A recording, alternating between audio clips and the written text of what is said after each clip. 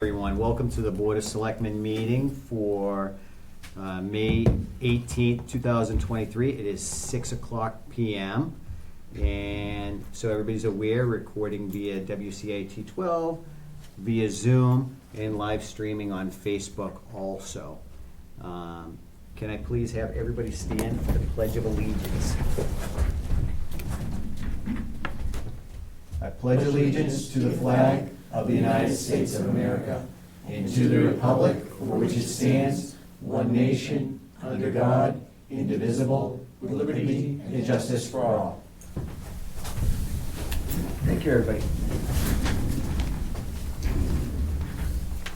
Okay.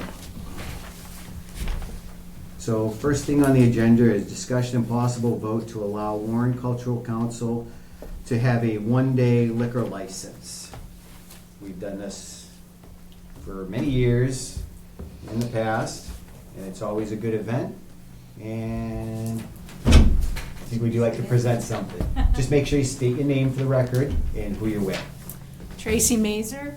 I appreciate the opportunity to come before you today to ask you in person for a one-day pour license for the event that the Warren Cultural Council is having on Saturday, June 10th. All right. What is the event? It is Okay. a coordination with Bemis Nurseries of Spencer. We're creating a hummingbird porch pot. Just wanted to make sure this is pointing in the right direction. And it's a stunning bouquet that will attract hummingbirds into Oh, yeah. Lift it up a little more your porch. so you can get into the camera. Oh, no. The camera's right here. Oh, pardon me? Oh, Nope, too far? there you go. There we go. So the class is from 7 to 9. We are required to have 25 people minimum to hold the class. It is a short duration event. The class actually takes an hour, but with setup, socializing, the class itself and cleanup, it'll only be 2 hours. So we're asking for the liquor license to be able to offer people beer and wine as they create their porch pots. The price per pot is $45, which is not a huge profit margin for the Warren Cultural Council. If you've been to a garden store recently, you know plant materials are quite expensive. So we're offering gift baskets, snacks, and pot accessories, which are garden stakes to accessorize your creation day of. So. Very good. Very good. Okay. Do you have any more questions, sir? No? Do you have any questions? No, sir. All right. Again, we do this each year. I think it's a great event. Yeah. Thank you very much. Make a motion? I'll make a motion to approve the Warren Cultural Council's request for a one-day liquor license on June 10th, 2023. Second, All in favor? Richi Hacker, aye. Derek Bailey's aye. David Dufresne, aye. The motion passes unanimously. Thank you very It's much. approved. You're welcome.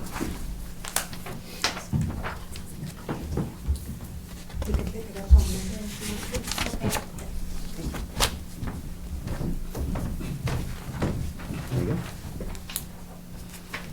Okay, second thing on the agenda, discussion on the Quabog Regional School District with members of the school committee. So, we were given notice that the school committee members were not going to attend tonight. And I think you have something that you wanted to present to us? There was a letter that we sent to the town administrator. Do you want me to stand? That, you can if you want, you don't have to. Okay. But just make sure you state your name for the record. Yeah, Maureen Benenda, and I'm the interim superintendent of schools. Thank you. So the school committee referred the letter that was received by each school committee member and myself to their legal person, which is Russell Dupre. And today, Russell issued a letter which the town administrator, I think, received probably around 4:05 or 4:30 today. I'm assuming you may have a copy, each have received a I do. copy of that. We do. So did you want me to read the letter, since people watching may not know what the letter says? Sure. Says, Dear Warren Select Board members, please be advised that I represent the Quabog Regional School District as General Counsel. I am a receipt of your letter to my client dated May 15th, 2023. My client has requested that I respond to said letter on their behalf. I've been informed that the committee is going to decline your request to meet with the board on several dates in May and June for two reasons. First, the committee plans instead on following the requirements of MGL C71 S16B regarding the process to be followed after a rejected budget. Second, the committee believes that the board had ample opportunity to be involved and or learn about the committee budget prior to town meeting. In particular, the committee held public meetings to which you were invited regarding the proposed 2024 fiscal school year budget to discuss the district's needs on the dates below. December 14th, 22, January 9th, 23, February 1st, 23, February 7th, 23, February 13th, 23, February 27th, 23, February 28th, 23, March 6th, 2023, March 8th, 2023, and March 13th, 2023. Following all of these public meetings, the school committee voted to approve the FY 2024 school budget on March 20th, 2023. This was approved by a unanimous vote of 10-0. This school committee approved budget was then certified and forwarded to both member towns in accordance with MGL C71 S16B. On May 2nd, 2023, the town of Warren released the annual town meeting omnibus articles. Superintendent Benenda had a conversation with Town Administrator Ferrara and learned that the school district budget was removed from the omnibus to an article in the warrant, which is contrary to the town's longstanding practice of including the school budget in the omnibus. The town administrator informed Superintendent Benenda that the proposed budget from the school committee could not be supported as the article was written. Superintendent Benenda stated that a motion would be made to increase the article, to which Town Administrator Ferrer responded by stating, "It cannot be increased, only decreased due to past practice." In addition, neither Town Administrator Ferrer nor the Board of Selectmen ever notified the school committee that they are removing the school budget from the omnibus budget. Furthermore, Town Administrator Ferrara told Superintendent Benenda that the school committee could have put an article on the floor for the annual meeting. However, the time frame for this opportunity had already passed. This was a clear attempt to prevent the voters from Warren from knowing or being able to vote on the committee's proposed budget, which would allow the district the ability to support Warren children's education. Prior to last year, the school budget has always been part of the town's omnibus budget. Last year, the budget remained in the omnibus. However, the above minimum contributions were put in an article with the phrase, "a sum of money." This current year, the town chose to remove the entire school budget from the omnibus and did not allow the registered voters to vote on the amount of money above minimum contributions the committee felt were necessary to adequately support the education of the students of this town. In fact, they would only allow voters to support $110,000 above minimum contribution, which would result in roughly $1,400,000 in budget cuts. Registered voters of the town made 2 amendments during the annual town meeting, which were denied by the moderator of the meeting. The first motion was to move the school district's budget back into the omnibus budget, as it had been in the past. The second motion was to increase the budget to a level service budget in order to keep all the same services today at tomorrow's cost, despite it not being what the school committee felt was in the best interest of students. Both amendments were disallowed by the moderator. Ultimately, the registered voters of Warren voted not to accept the Board of Selectmen's proposed article. The school committee is again extending the opportunity to all the public, including the Warren Select Board, to attend the following meeting as they did with all indicated meetings above. That meeting is June 5th at 6:30 at Quabog Regional Middle High School. And it's signed by Russell Dupre. Okay, thank you very much. So I guess you guys don't want to willingly work with us then? No, I think we do want to willingly work with you. I think that we, from the beginning, wanted to willingly work with you. Well, we went to the 3 meetings that we were invited to, the subcommittee meetings. The first one, nobody had anything to talk about because there was no budget discussions. It was the rules of the meeting that we would have. The second meeting we had, we were presented with a budget. And when we asked if there's any way we can work on it, we were told, no, this is the budget we're presenting. So there was no mutual agreement or work or anything to resemble any type of cooperation within that budget. And then the third meeting we had, the subcommittee didn't have a quorum. So the meeting couldn't happen. So we went 3 separate times that we were invited to go to these meetings. I don't know where all these other meetings came from because we weren't invited to any of those. We weren't even invited to participate in any of those meetings. And in an interest of cooperation, we wanted to reach out to the school to come to a solution that is mutually beneficial to the school and the town. And that was our interest, is working cooperation. And it seems like that's not gonna be able to happen because you guys don't wanna come to our meetings. So, first of all, these were the regular budget meetings that you're always invited to come to, so a lot of work went on in the regular budget meetings. The ones that you're talking about, 3, were the special budget meetings that we had in addition to the regular budget meetings. So a lot of, those were working meetings that everybody was invited to and could have come to, and they're posted on our website. So the We 3 never were meetings. told that, though. Right, we were never told those. About those In the other 3 meetings that we were told about, we were invited so we could work with them and work with the school subcommittee on the budget. That was why we were there. And we never discussed our budget other than when it was presented to us and saying that this is your budget. And we opposed it, any high amounts, because it would impact the tax rate so much. And nobody listened to us. So I remember the meeting you went to, and you spoke about it was gonna be too high amount.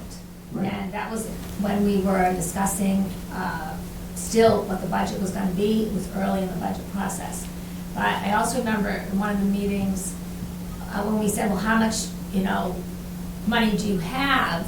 And one of the responses was, well, you had not actually got together to look at the budgets from fire, from police, from your own other areas, and that you were gonna be doing that the next week, and you would have a better idea then. So then I never heard back after that particular meeting regarding exactly where you were in reference to the schools and every other group. Okay. But I don't know that our internal budget would have an effect on your budget. I mean, you would just give us your numbers, and then Right. we would make that determination. Just because whatever else is in our budget doesn't mean there's a free-for-all for cash, No. because we have $500,000 that's in a capital improvement plan or something. That doesn't mean the school says, well, okay, that's $500,000 we can take, because that might have been something we saved for projects that are coming up for the town. And that's not a free-for-all to a cash grab for anybody, okay? So the responsible thing to do is come up with a budget and present it to the board. We look at it, we meet with the committees, as we did in years past, and we come to a number that's reasonable, and then that goes to the floor. So I For a think, $1.2 million budget, that's well beyond what this town can afford. Well, 1.2 million over. Over a Minimum minimum, contribution. over minimum contribution. That's what we gotta clarify, is we give the school everything we're required to give to the school for the operating budget and transportation, and that's not in question. What the state requires us to give, we give It's the above minimum contribution, that's above and beyond that number, is what's in question. And What you give is from chapter 70. Right? what is required Yes, from by the chapter state to 70, give you. right. So it's not really your money, it's the money that the state gives from chapter 70 for the minimum.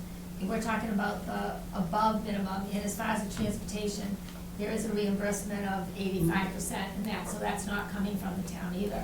So we're really just talking about the difference in the above minimum contribution. And I think that's where our sticking point is. And at one of the last meetings, which somebody, I think, from here was at it, when West Brookfield saw the 110, that particular, I think it was the last meeting actually, they said, what are you doing putting 110,000 there, because with the 60-40 split, we're gonna give more than that. So you need to go back. So Maureen, what West Brookfield gives to you guys is up to West Brookfield. Yes, That has nothing to do with what our town can do. So we present a number, West Brookfield presents a number, and hopefully we can come to a mutual agreement within there, whether they lower theirs or we up ours or whatever. But again, you know, we went 3% over. We gave you we gave you an above minimum contribution of 3% over when you calculate your operating and the transportation you budget. can't count that. So, You really didn't give 3%. so the above minimum contribution is not something that's owed to the school. That's something that the That's town right. elects to give, Yes. is an option. That is not something that the school should ever sit there and say, you owe us this and we're supposed to have this, because this is that's a number that the town gives above and beyond for expenses. You know, I don't know why the school has thought that that's something that's mandated now. I don't think the school thinks it's mandated, but if the town wants to provide the children in Wyven what they deserve and they should have, the town should make it as a priority. So for example, last year, the above minimum contribution was $523,142. To then put 110 for this year makes no sense, because you. But what you got last year doesn't mean you're gonna get that this year. No, but with an increase of electricity, and everybody else knows the increases that they had here also, it would make no sense, makes no sense to have 110. And in that last meeting, the conversation with West Brookfield was, I think, the finance committee, members of your finance committee, that you need to work on changing that 110. And the finance committee that's why they did not approve the statement from the selectmen, because they too thought that 110 was gonna change. Okay. I don't remember this. I don't We all remember that either. agreed on April 1st. that We all agreed. The FinCom was here for our meeting, and we all discussed it. We discussed 3% over. We said 110. We presented it. FinCom said, yep, we're good with that number. Well- And the board voted on that number. So they're not here to defend themselves, Yeah. so I can't speak for them, or neither can you No. on that matter. All we can do is what we have present in front of us, okay? We want to work with the school, all right? I think we presented a very respectful letter to the school committee, and we mailed it out to approximately 20 people. So everybody should have seen it. And to be honest, when we met with the school committee, nothing got resolved. Nothing happened. We didn't even talk about the budget, other than, this is our budget, we're not lowering it, that's what we're asking for, and that's it. And that's not working together. That's not what we understood when we were going there as a board. We thought we were gonna sit there and talk about the budget and discuss it and work things out and see what can be used in the budget and explain it better to us. part of this mutual understanding is having you guys come to us and explain why you need this money, so we can support these things. Or say, you know something, that's something that we can't financially do right now, that's gonna impact the community too much with a tax rate, so can we hold that off to another time, or can we do something else and work out those bugs and come to an understanding? That is not what happened. So we came up with what we felt the town could do and presented that, because we got no cooperation from the school. We want to work with the school. Our students' education are the highest priority for us. My kids go to that school, and my kids, I love them unconditionally, and I want to see them do the best. Same thing with every other, person that lives in this community or outside the community that has kids going to school. I want to see their children thrive, okay? But we also cannot put the town in debt or potentially lay off employees, because we're already at a very thin margin for our employees running things in the town, and we can't do any of that. So we have to look at what we can afford for an above minimum contribution for the school. We presented you guys with several dates that are more than reasonable, gives you plenty of time to prepare, and you declined and lawyered up and got a lawyer involved. And my question is, if you guys are so worried about your budget, why are you using lawyers so much? Well, so the lawyer, we're not using them so much, we use them when necessary, and, But there's it would straight be fee. necessary if you guys just talked with It's a us. straight fee for that, so it's not something that is additional to have that conversation in council. Well, I think the problem is that when we went over the initial budget, and afterwards you were in your group, and I spoke to you, and Jim was there too. Mhm. And I said, well, what, because I'm from the city, we don't do it this way. In the town, what happens if the town people come out and they say, we want this budget, because the budget that presented is what you need in order to meet the needs of the children in this town. And you basically said, if the town people voted in, then we have to pay for it, right? So then I wonder, then why did we not allow the town people to vote in the budget? Why did it move to an article where that prevented the town people from voting? Because if the budget we had presented had been presented, and the town people didn't want it to happen, then they would have either voted to limit it or eliminate it altogether. They didn't have that opportunity. So my answer to that is, before it even goes in front of the town, it comes across this board. And we have to look at that and say, yes, this is something we can support and provide.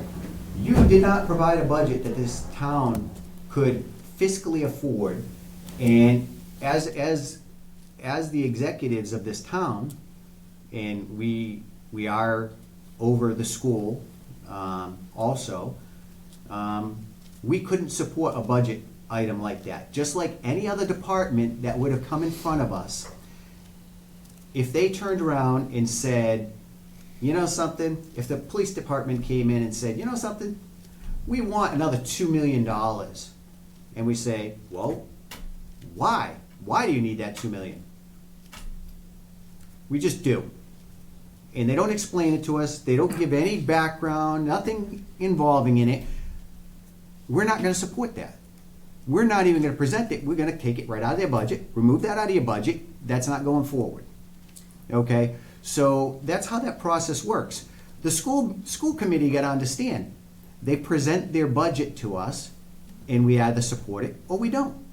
And we didn't support it, so we did what the town could financially afford. And, hopefully, we're asking, and I'm respectfully asking, for you to talk to the board so we all can meet here in public, okay, to hash this out. Because we want to work this out, we want to fix this. And we don't ever want to have this problem again. But the school committee got to understand, they're going to have to make some cuts. They're gonna have to fix whatever's making the budget get so inflated, all right? It is getting beyond what the town can financially We afford. can shut all the lights off because the electricity went up 3 times in summer. Okay, so we're all affording we've made the changes, we can address the lights. You come to us, tell us how much the lights are gonna cost, we can make an adjustment for that. We can make a concession for that. That's negotiations, okay? You present that number to us and say, this is what we're gonna see for our lights. Your lights aren't going up $1.2 million, No. okay? And I think we all can agree to that. There's gonna be a mild increase, just like every other board had. Every board pretty much made a 3% around that increase in their budget. Some didn't increase at all, and they just level funded, okay? Some went up to 5 because they had other things that they had to take care of and obligations. They explained that. We worked with them. Mr. Farrar met with every single board and committee and worked on a fiscally responsible budget, okay?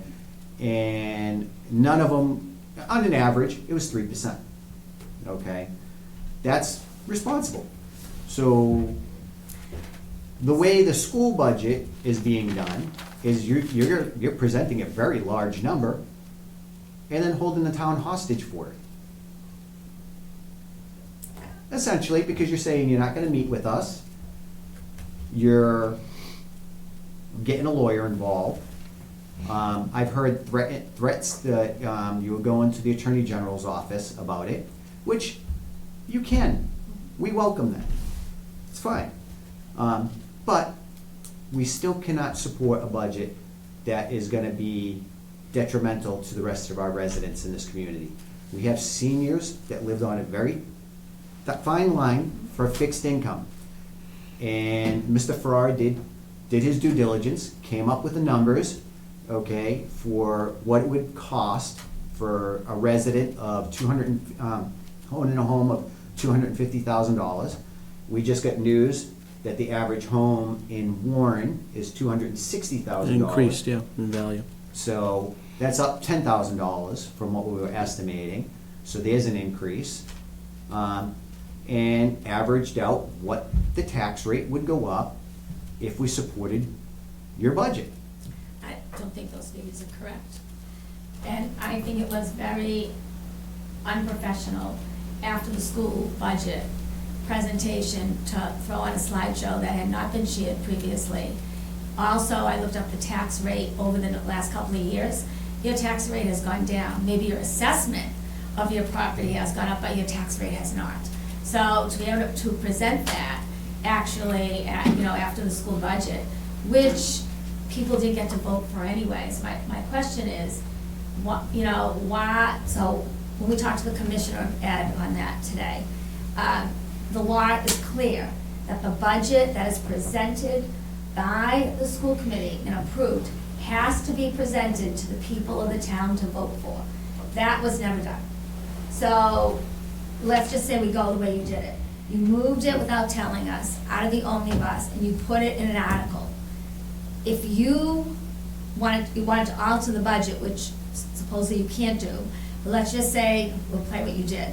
Why didn't you then put that budget in the omnibus for the people to vote?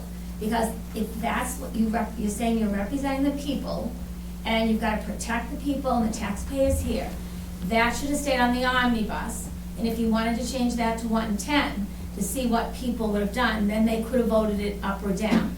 You could say you're representing the people and what's best for the town. But instead, it got moved to an article where people didn't have the right to even vote it up if they wanted to. It only could be accepted and voted down. And the fact that so many people voted it down is a message. They didn't like that. That's how I took it. You can take it your own way on that. Okay, so it's a little unfair to say that we didn't put this out there, because we also had public meetings, which we advertise and we put up there for everybody to see. We stream it, Zoom, we put it on YouTube, we put it on Facebook, we post it on the boards. So everybody, we post it on our website, so everybody knows these meetings are happening. Your board is perfectly welcome to come to those meetings when we were discussing these things also. They did not. All right? So because they failed to come to our meetings, just like you said about us, you posted up there so we should be able to go to your meetings. Same thing happened with us. We posted our meetings. You guys failed to come to our meetings to discuss this, any opposition to it or anything else. We put it out very publicly. You're on TV right now, okay? You're on Facebook, you're in live streaming, okay? So all this is out there very publicly. We are absolutely transparent with everything we do. So that's an unfair statement to say. Well, I tried Going to- forward, Yeah. I would love to work with the school. I think this is very important. It's one of the most important topics we have in our town right now. This needs to be resolved, okay? We want to resolve it. We are very concerned where we are right now within the budget for the school, okay? We want to fix this, but it takes mutual cooperation. We gave an olive branch to the school, and you guys slapped it away. I'd have to say, I don't think an olive branch came to the school. We And presented you with a bunch of dates. those were dates you already had for your meeting set up without any consideration for the school's schedule. That's why So nobody's here why do we have tonight. to do it on the school schedule? Well, no, tonight's the prom, so that's why people. We understand that. It was a 2-day notice, so these were already meetings you had, and you added, I'm assuming you added this section to your meetings that you already had. But you really need to talk to the other group and say, these dates good for you, because there are other meetings already set up. But So there I was guess it no doesn't matter. counter- But there was no counter proposal to say, we Well- can't do this date, can you do this date? Nothing, So none of why would that. there even I mean, be somebody an has to. exception of a counter proposal when the communication should have come out from the beginning? That we would like to get together for so many days. And I do want to say that So, after. somewhere. again, we started somewhere. We presented several dates, and we did a very nice letter, from us to the school, asking to meet with us in mutual cooperation to work this out. We reached out to the other town too. If they had any interest that they would like to come, they can come and attend the meetings too. We want to be absolutely transparent to everybody. We want every single resident in this town to understand what is going on with the school budget and where we stand with it and how it impacts them, okay? Because it affects everybody. And everybody should absolutely be interested in our discussions and where the money is being spent. We've also requested several documents, and we haven't received any answer on that. Are we getting those documents? So I'll have to get back to you on that. I believe that the attorney did say that we could release those, but I want to double check. You before I can? state that. I want to just double check. Some of the documents were duplicates. You're asking twice for the same things. And, right, so, and as far as how the budget is determined by the state, that's on the website. Everybody has access to the state website. You can get that information. Okay. I just want to say one other thing too, is that after the town meeting, I did talk to Mr. Ferrera and say, you know what, why can't we get together with a small group of people? Sometimes too many people in a room make it difficult to have tough conversations.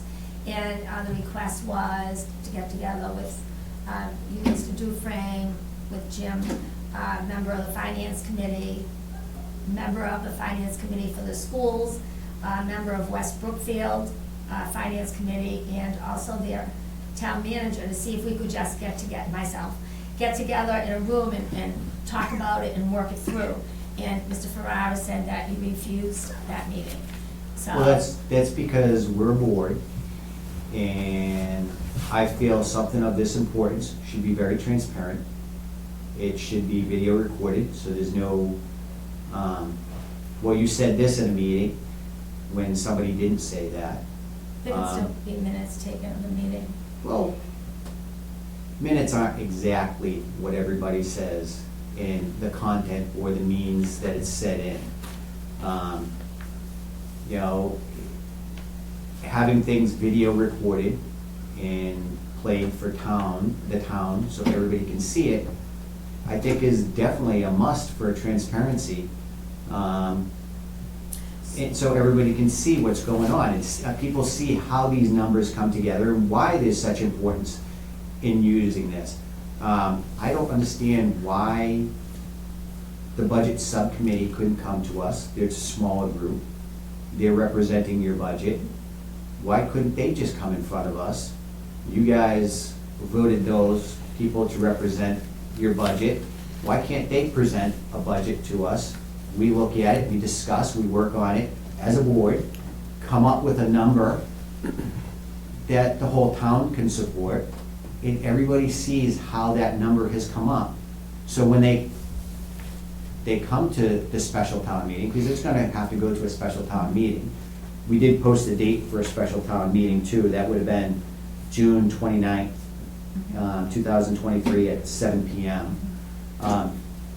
And that would be held on a Thursday because the new change now is meetings are gonna be held on Thursdays. That was actually voted on by the residents. Can I just throw in, we picked that date so that you would have a budget, assuming everything went well, you would have a budget on July 1st. So we tried to arrange our meetings so that we had That was nice. 4 meetings, because you have a meeting June 5th. Are we Yes. really gonna be able to hash everything out on one meeting?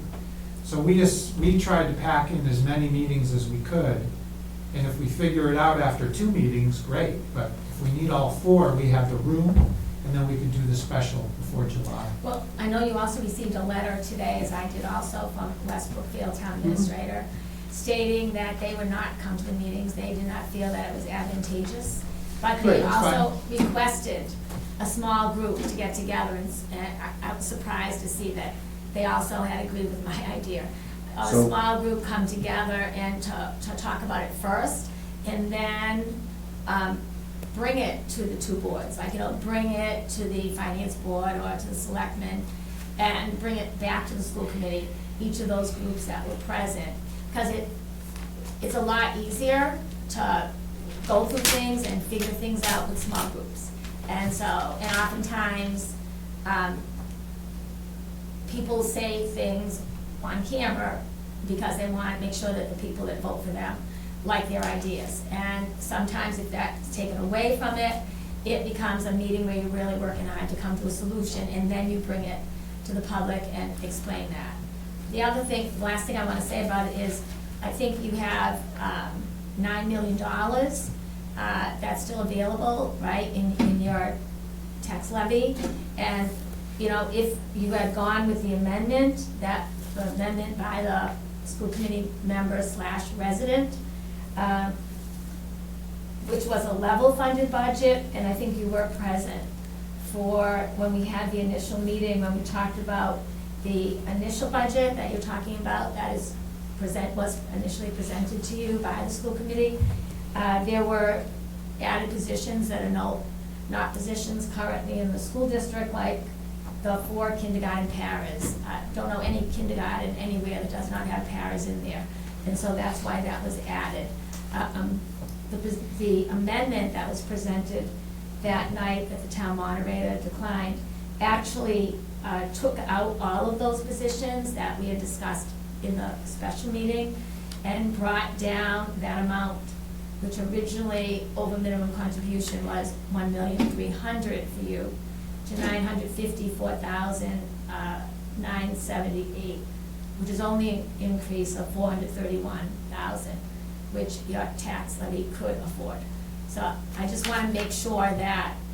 That was never presented to us at a meeting. No, we did and- it as an amendment that night, but we weren't allowed to do it. Well, That's because you're not allowed to go higher than the amount. These are things that should have been worked out prior to the meeting. yeah, that's And these why are we're things, having the meetings. these are things we're trying to work out prior to our next meeting, okay? Because if not, we're gonna be in the same situation. We want to work with the school, but the school has to give to us also. It's not us constantly giving to the school and saying, okay, you get whatever you wish, because that's not how it works. I think it would be very nice and show a good faith if the school shows up for our meetings in the future. Okay, I understand you did this letter and everything, and you said, nope, we're not gonna do this. My suggestion is, let's work together. Have your school, whatever it's the subcommittee or the full committee, and everybody involved, show up, and we'll do these meetings and hash this out, and we'll work on it, and we'll come to a budget agreement, okay? It may not be what you guys exactly like, and it might not be exactly what we like, but we'll work on something that we can do, all right? But the town is gonna have, the school is gonna have to look at what's driving these costs up so much. You can't blame the electric bill, all right? The electric bill didn't go up $900,000, all right? The bill is substantial. Also, So- special ed tuitions, and there's nothing you can do about that. Right, and you guys blame it on special ed every time, but there's other True factors. story.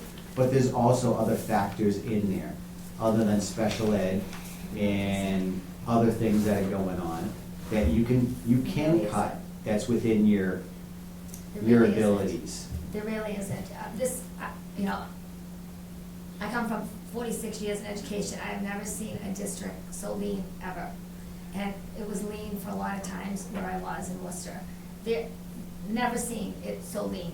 And just so you know, and people listening know, also I've never seen a school district that gets over $2 million in grants a year to help fund all those things that the school needs that cannot come out of the budget. So that is a very big plus. The other part is the work they're doing in Chapter 74 programs. You get more money for students in your budget from the state if you have a Chapter 74 program. So the early childhood program is gonna generate more money that's gonna be able to be used from the budget and not come out of what you're offering. So everyone there is always looking at how can we do this for less? And they're really down to really everybody having in a central administration several jobs each. And as far as in the schools, look at the 5th grade at Warren Elementary, right? We have over 30 kids in that classroom because we had to combine 2 5th grades. The parents, when they came to the school committee meeting, really asked a promise from the school committee that when those kids go to 6th grade, we can bring them back to 2 classrooms. If this goes through, we can't. So that's what's gonna happen, and hopefully, I mean, with the 110 that you offered us, that's 20.5 cuts. You can't have 25.5 cuts here. You just don't have that capacity then to keep kids in schools and know they belong. So I think we do have to have a conversation at some point, because you don't want a school system that's highly respected. Coming from Worcester, I see it as a jewel.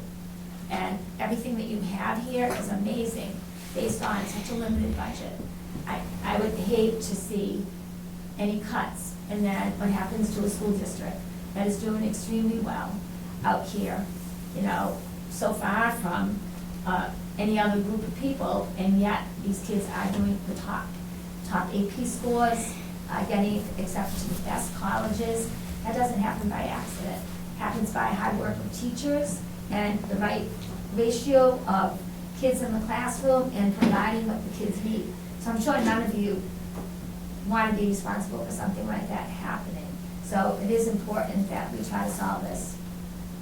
We absolutely agree, and that is why we're reaching out to the school, to try to get you guys to come to our meetings and try to resolve these, to work together.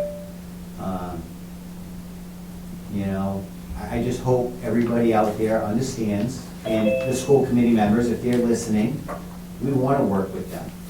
We care very much about our students, we care about the children in these communities, and we want to resolve this. But we also care a lot about the seniors within our community that live on a fixed income, that when you raise taxes to the point where the school would like to raise them, that they're not gonna be able to afford things like electricity and food and other items that we all take for somewhat or granted at some times, but they're getting expensive. Next year, they're gonna be more expensive because inflation is making everything go up more and more and more every year. And we don't see those prices coming down. And we have to look at how we can best spend our money. Okay, that includes the school. That includes every department that we have here. When we receive things like CARES Act money, we spent it wisely. We invested within our community, okay?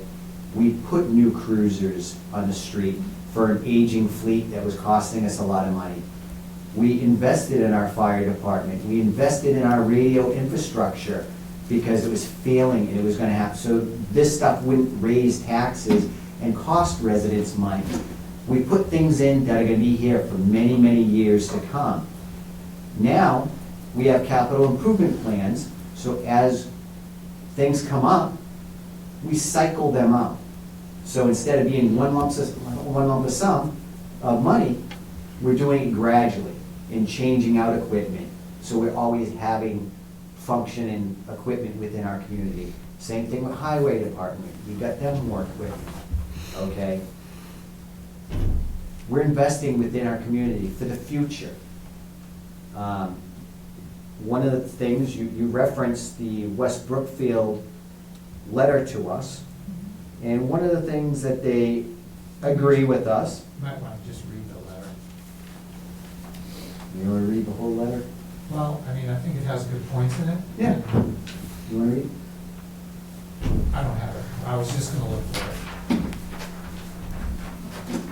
He's got a speaker, better speaking voice than me. All right, so this is to Chairman Dufresne. This is from West Brookfield Board of Selectmen and Advisory Board. The West Brookfield Board of Selectmen and Advisory Committee received your invitation to a series of meetings to discuss the Quabog Regional School District budget. While we have tremendous respect for your board and recognize the need to collaborate, we do not support the process that you are utilizing to attempt to reduce the school budget as presented to the towns.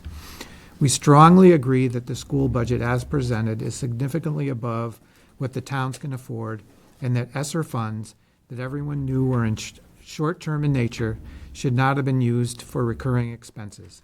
The school committee used these funds to fund recurring expenses, then it was fiscally irresponsible, and they should not be looking for the two communities to bail them out. Both towns warned the school of the dangers of using the ESSER funds in this manner, and they should not be surprised at the budget predicament with which they now find themselves. We all must live within the budgets that are adopted. With that said, we want to maintain a professional and cordial working relationship with the Quabog Regional School District. We believe that your proposed process is going to lead to more divisiveness and not a compromise that works for all parties. The two towns need to work together to develop a budget that is responsible to our citizens and still provides a quality education to our children. With this in mind, we encourage a meeting between the key officials of each town and school officials to have an open discussion without acrimony. We respectfully request that we align on the strategy collaboratively to ensure a productive and mutually agreed approach. We ask that the town administrators of both towns coordinate a small meeting to begin the process of finding budget numbers that all can agree upon. So, to be fair, okay, we agree with them, all right? We need to work together. You guys agree with us, okay? You agree we need to work together, correct? No. Can we all agree on that? We need to Yes. work together? We How need we to come do to- it is the question, I guess. Right, and that's what we're looking at. And I don't understand why the school committee refuses to come to us when we've come to them, when they requested, and they let us know about the meetings, and nothing happened. Okay, there was no movement at all. We were presented with a budget, not even an option to discuss anything to do with it. So here we are, reaching out the olive branch, saying, let's meet, let's talk, let's sit down with everybody. You know, whatever you feel your status is with the town, okay, I'm one resident of the town, you're a resident of town, we're all here, and we all wanna work to an agreement, okay? I don't understand why it always has to be on the school's terms. When we're reaching out, we've already met your terms, we've already done that, it didn't work. And I don't think one meeting is gonna be enough to discuss what we need to discuss and work out. And I'm honestly not comfortable doing backdoor meetings. I don't think they're backdoor meetings. Well, they're not recorded. There's nothing public Minutes. about it. Well, yeah, minutes of it, but again, that's interpretive. Okay, depends on what somebody writes down, and then it doesn't express how things actually come across. Like, I could say several things to you, the same word, but say it in different tones, and you're gonna take it in different tones, correct? I guess the tone wouldn't make a difference. So if I said, "Good day, Maureen," Yeah, you take that as pleasant. yes. If I say, "Good day, Maureen," I said the same thing. Yeah. Was that pleasant? No. But It's all in the minutes, interpretation. could we say nicely, this was discussed, or this was I'm just interested because also Westbrook feels as though that there's a need for that also, so. And we agree. What- Can I make a suggestion? Yes, sir. What if we held 3 meetings, one in Warren, one at the school, and one in West Brookfield? I'm up to anything. I'm up to Bring negotiation. do you that think back about to the that? school committee. Then everybody gets, to host a meeting, and we could see where we're at after that. Where we're gonna go after that. I mean, hopefully after 3 meetings, because again, I don't think one meeting's gonna do it on June Yeah, 5th. probably not. I'm worried about that. 2 meetings, might, hopefully. Well, then we, Well, yeah, then we don't need the third, but we look Yeah. at 3 meetings. You know, we look at 3 meetings. be better to plan on more. The date, Yes. mutual agreed upon date. Right. You know, So I could bring that back. Okay. that And then that we would be could fine. That's go- how we work through things like this. Go around with dates, right? I mean, we can start with June 5th, and we could pick Our- 3 other, or 2 To other be days. honest, our target date to have this done, Okay. okay, we know, all right, we already know as of, from what's been told to us, July 1st, the schools have to have termination papers drafted up, correct? June 15th. They have to deliver them by June 15th, correct? But by June 1st, they have to have proposed draft, termination papers. We have to and figure out what we're gonna do. Who's gonna be, next. who's gonna be terminated. So Yes. whoever's gonna be removed, you need to know by then. Yes. And then provide it to the union by June 15th, Yes. okay? We're trying to prevent that. We're trying to prevent the July thing, where the budget. You don't have a budget. You don't have a budget. You know, and we were hoping that we'd come to an agreement before those other 2 dates, so no termination papers would even need to be handed to anybody. Because that's not what we want to see. We don't want families to go through that. We don't want teachers thinking that they might not have a job. Right. We don't want employees thinking they might not have a job. Okay? That's a stressful situation. And Causes chaos. it does, it really does. That's why we wanted to work together, and we're hoping by presenting the dates, we can get to something before then. So we would have had 3 meetings before the 15th on our schedule. Right. Today, next week, the 1st, and then the 15th would have come up. And we would And we have had had a plenty meeting of- on the 15th too. And then special town meeting on the 29th. So it gave enough time before those letters went out and before the special. Because we need 2 weeks to do a special, right? 14 days, yeah. 14 days to advertise, so if we want to do the 29th, we've got to, be ready on the 15th. But they need a budget to act on. And that's the Right, thing, that's- you need to present us a budget. And before, Then we need to battle it out. before we even have a date, we need to have the supporting documents. We requested some documents. It'd be nice to have all those documents, so we can talk and we can understand what's going on and we can look at things. You know, are you gonna be able to have all the documents by before the first meeting? Yes.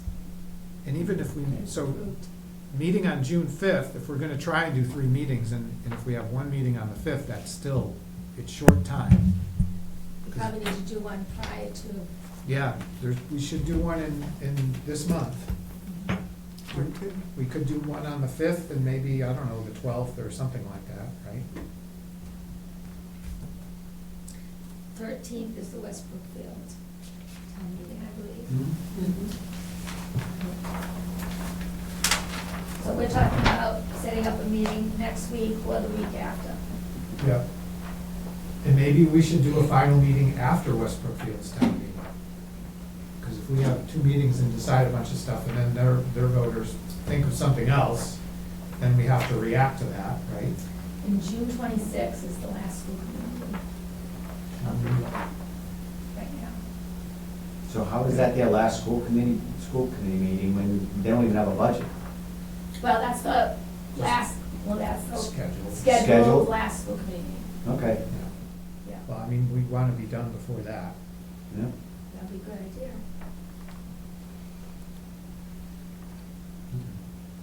So I guess I'll go back to the school committee. Okay. Do they have Here's the 3 meetings. do they have an idea as to when they're going to be discussing a budget? The school committee has to vote on a budget. Yes. Or So- they can keep the same one. and- Oh, sure. And then- But when do they anticipate doing that, do you know? So the current budget you have was already voted and certified, right?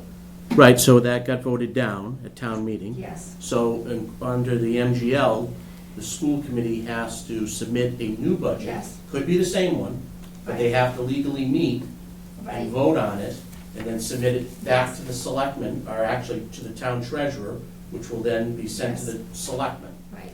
So when does the school committee plan on doing that?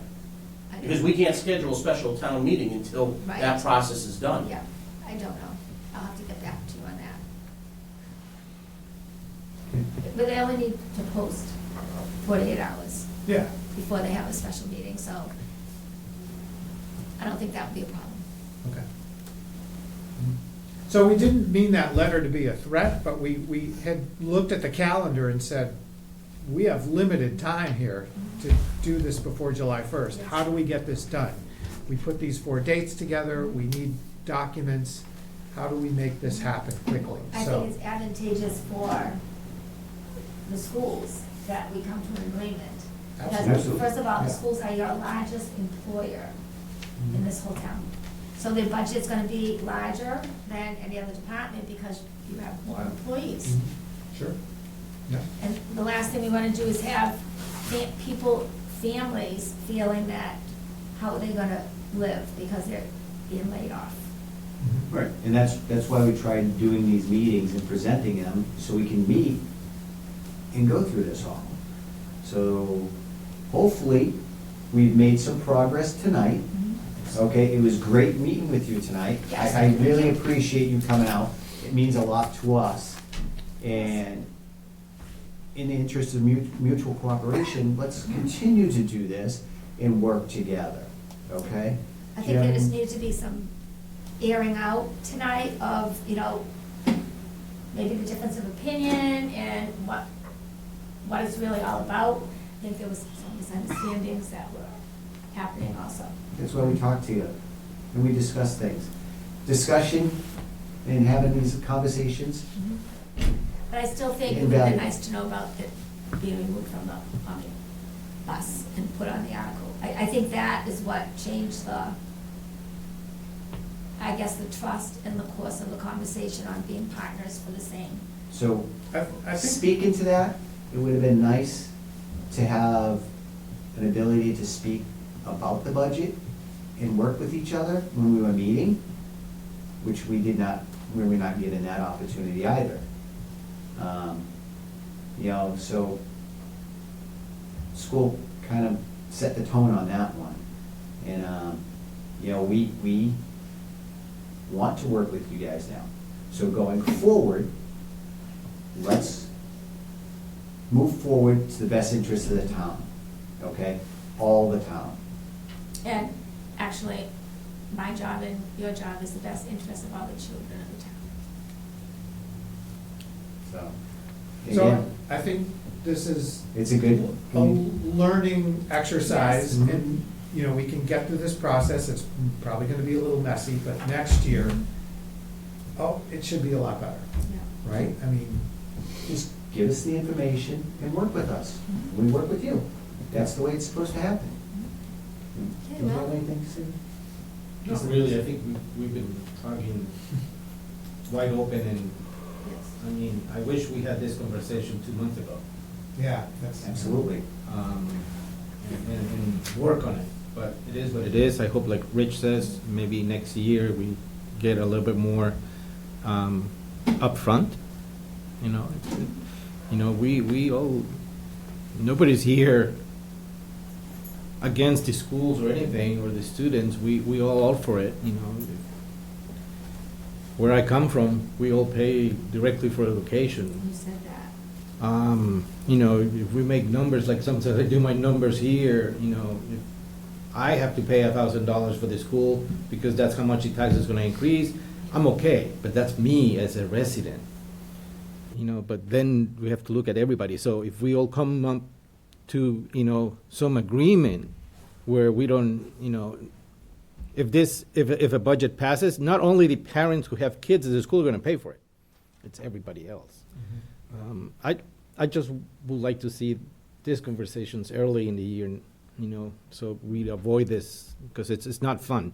I mean, the board doesn't look good because we're trying to, you know, say no, you know, and the school doesn't look good also because it's asking for a lot. It's like when my kid says, "Hey, Daddy, I want a bicycle," and then next week, "Hey, Daddy, I want a Nintendo."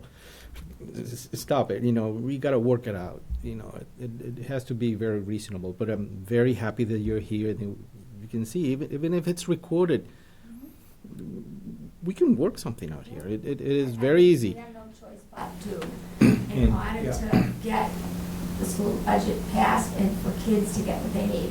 That has to be at the center of all decisions. I remember last year, we had something to look at, and we're looking at, you know, line by line, and we're talking with the school over here. We didn't get that this year.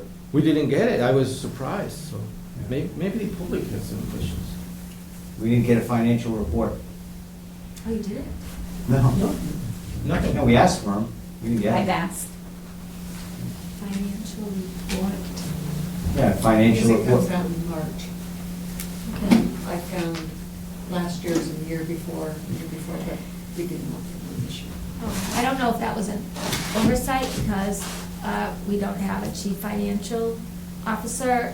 We have a company that only comes in does an excellent job, but has never worked with the district before. And I didn't know that was something that you were looking for either. Yeah, because it tells us basically where all your money's going, what programs and stuff, and we can focus on areas that are concerned, the budget may have increased a lot more or adjusted in a different way, and we can discuss those things. So it gives us a kind of a blueprint of where you are. We didn't get that, so. Is it possible you would email me what you got? Oh, Mr. Farrar, do you have anything else? No, I think I was just curious as to Yeah. what the What's the next timeframe was. Yeah, because I mean, that's under the MGL, so. Yeah. we saw that. You know, it was voted down at town meeting, and now it's either you're gonna return the same budget or a modification. Okay, sounds good to You me. have anything? All right. No, I think it's been productive, actually. Does anybody in the public have any questions? I have a question. Just identify who you are, ma'am. Rachel Kennan. So following the town meeting, I emailed David, I emailed you, David, oh, David, yeah. I emailed the finance director, and I emailed the school committee members. And Yes. the only person who responded was David. I asked for the proposed budget for the 2024 school year, because it's always been posted on the district website prior Yeah. to the town meeting, and it doesn't exist, so I was wondering why. I don't think it's right to ask for that much money and No, not, sure. We're not hiding anything, so you definitely Make can get a the copy town of that. aware why. I saw that you just asked for a FOIA, didn't you just send that email? I just requested it Yeah, again. yes, yeah. So that. Because I didn't get a Yes, response. of course, we're not hiding anything, and we certainly can get that to you. That, I don't think it's probably a good idea to put it on the website too, but that's where it always was. You could go to Quabbin's website, they have theirs, they actually have 3 for next year. This is what we want, this is what the town wants to give, and this is the middle, so you can see Yeah, line 'cause by they have all line those towns that they have- what department's Yeah. gonna be cut where, which is nice for the public to have access to. Yeah, that's. That's on the Quabbin site? That Oh, yeah, Sounds like a good line document. by, a real Yeah. line item budget, not the one we normally get, Ah, but a real line item budget. all right, we gotta look at that. Thank you. You're welcome. Thank you. Did anybody else have any questions? Anybody from Zoom? Have a comment. There was a comment made that there was. Just identify who you are, Bev. Bev Foltes, taxpayer Warren. Thank you, ma'am. There was a comment made that the school committee had a meeting yesterday and they were going to discuss the budget and none of the board members were in attendance.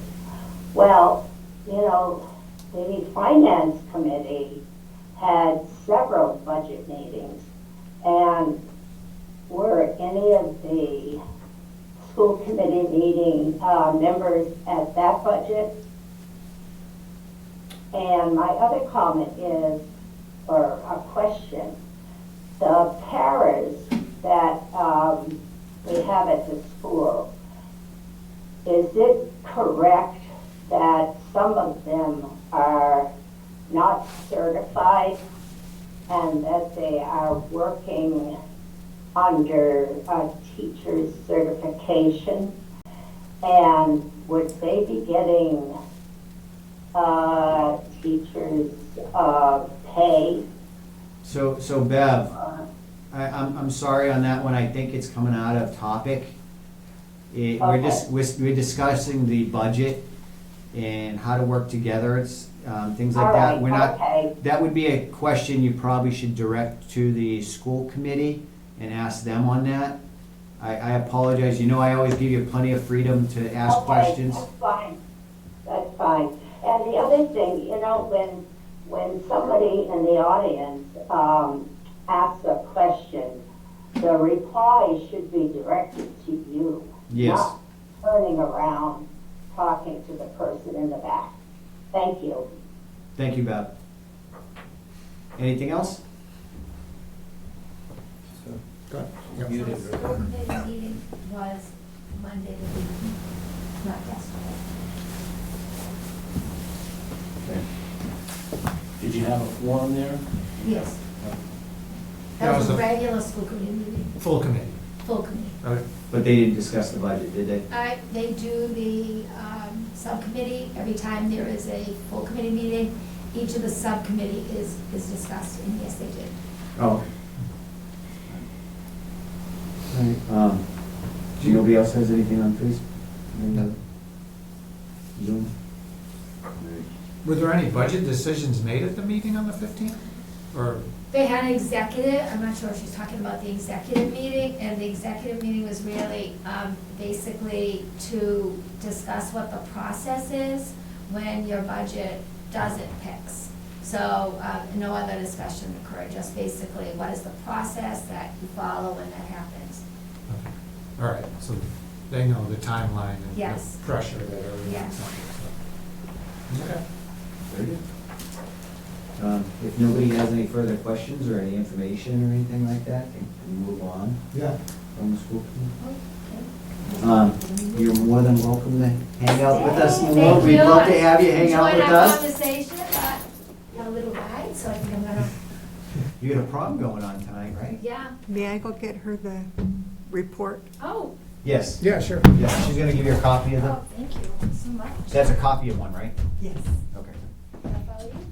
We could do the fire chief report if you want. Right? Thank you very much. Yeah, thank you. Okay. We don't have a fire chief, but No, but I think it's usually. Mr. Farrar is gonna be discussing it. Thank you, yeah, okay, go ahead. So that concludes our discussion with the regional school district for the school budget. We're gonna move on to the next item on our agenda, which is the fire chief report. And Mr. Farrar is gonna present that because Chief Lavoy got called out. He's been very busy lately. Yep, thank you, Mr. Chairman. As the chairman indicated, the chief had to respond to a call. He has supplied us with his April 2023 chief's report. So the fire department responded to 35 calls in April, being at a kind of a busy month for them. They've indicated all of their calls that they've went on. The ambulance responded to 51 calls in April, and 8 ALS intercepts were also required the month of April. So recapping that is also a busy month for the ambulance service as well. Inspections that took place in April, there was 5 smoke CO inspections, 2 oil burner tank inspections, and 2 propane tank inspections.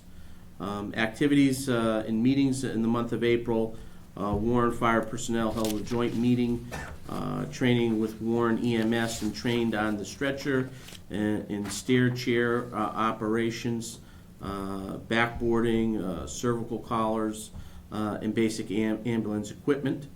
The chief is continuing to monitor the FY23 budget closely. He did meet with me last week, and he may have the need for a small line item transfer to the overtime account to cover the remainder of the fiscal year due to the vacations, several calls that required full-time staff being held over from their normal hours. I have arranged that next week the Finance Committee is going to be meeting on Wednesday with a couple departments to address some line item transfer requests. They will be meeting on Wednesday, the 24th at 6 in the FinCom. And they have been also provided with all of their documents in terms of the line item transfer requests. And all departments are going to be required to bring any supporting documents to that meeting. This is the chief's report for April of 2023. Thank you very much, Mr. Farrar. Okay. Did you have any comments on that? No. No, sir. Okay. And then, the next thing on the agenda, discussion and possible vote to reorganize the select board. Do we have any discussion on that? I propose that you be the chairman for the Board of Selectmen. Okay. Thank you very much. That's fine, I'll support that. Okay. Thank you very much. If you guys have no objections, you can do a motion on it. All right, I'll make a motion to keep David Dufresne as the chair. Second, All in favor? Richi Hacker, aye. Derek Bailey's aye. I have to recuse. Okay. Okay. So, a 2 to 1, I had to recuse because I can't vote on that. So You can vote for yourself. No, Oh, that's it's not appropriate. So, You can. but the motion stands and, you know, I'll stay the chair. Thank you very much, guys, for your faith in me. And I would actually do a motion, if you're okay, to have Rich as the vice chair still. If I'm you're good okay. with that. Okay. Are you good with that? Sure. So I do a motion to have Rich Ihawker remain as the vice chair of the select board. I second. All in favor? Derek Bailey's aye. David Dufresne, aye. Rich Hacker, aye. I'm voting for myself. Good. I Motion can. passes unanimously. And Mr. Belize, would you still like to remain the clerk? Oh, I wish I could. Yes. You want to? Yes, Okay. please. I'll make a motion to keep Derek as the clerk. I'll second that. And all in favor? Rich Hacker, aye. David Dufresne, aye. Derek Bailey's aye. Motion passes unanimously. Very good. There's your reorganization. Remains the same. Yeah. Okay. Okay, next thing on the agenda is letter of resignation of Veteran Services Officer Gary W. Lapine, effective November 30th, 2023. He gave a letter to us resigning from his position in November, giving us plenty of time to, well, it's really up to the Veterans Council to seek a new veterans advocate, right? That's an appointment by the Board of Selectmen, but it is a past practice that the Veterans Council played a role in possibly interviewing particular candidates for the position, maybe making a recommendation, but it's ultimately the decision of the Board of Selectmen. Okay. He does have a recommendation here, so I guess he could, Yeah. don't I know guess if you- this gentleman has like a resume or something that he would, or, a letter of interest, right? If you want to, probably. Roger Joyce. Yeah, I would recommend that maybe you advertise, Yeah, open and it up. Open it up and then see what we get for some responses. It's unfortunate that our veterans agent is going to be leaving, but I completely understand. But it gives us some time, and very thankful for Gary giving us some time so that he can show the ins and outs of what needs to get done, because that is a very important role. Obviously, Gary also serves some other communities, so he serves West Brookfield and North Brookfield, I believe. So it's critically important that maybe this person that would be coming on for Warren would be there. Warren is a bigger community out of those other communities. Maybe that this person would also work in those other communities to make it more worthwhile for the person, to get a bigger stipend and make it, a greater pool of candidates to apply. Maybe that's something that, we would have to maybe reach out to the other communities that Gary services to see if they want to work together to see if, that maybe we could, have that same type of relationship that Gary has. Can we assume that he's retiring from all, No, he told me he was. Yeah. from everything? Yeah, Okay. yeah. And he gets a stipend in Warren, He gets a stipend in Warren. You get, in the other towns? in the other towns. as Okay. well. So Okay, so let's do a motion to accept his resignation. So moved. Second. All in favor? Rich Hacker, aye. Derek Bailey's aye. David Dufresne, aye. The motion passes unanimously. We wish Mr. Lapine the best of luck in his future endeavors in life, and he's dedicated a lot of time and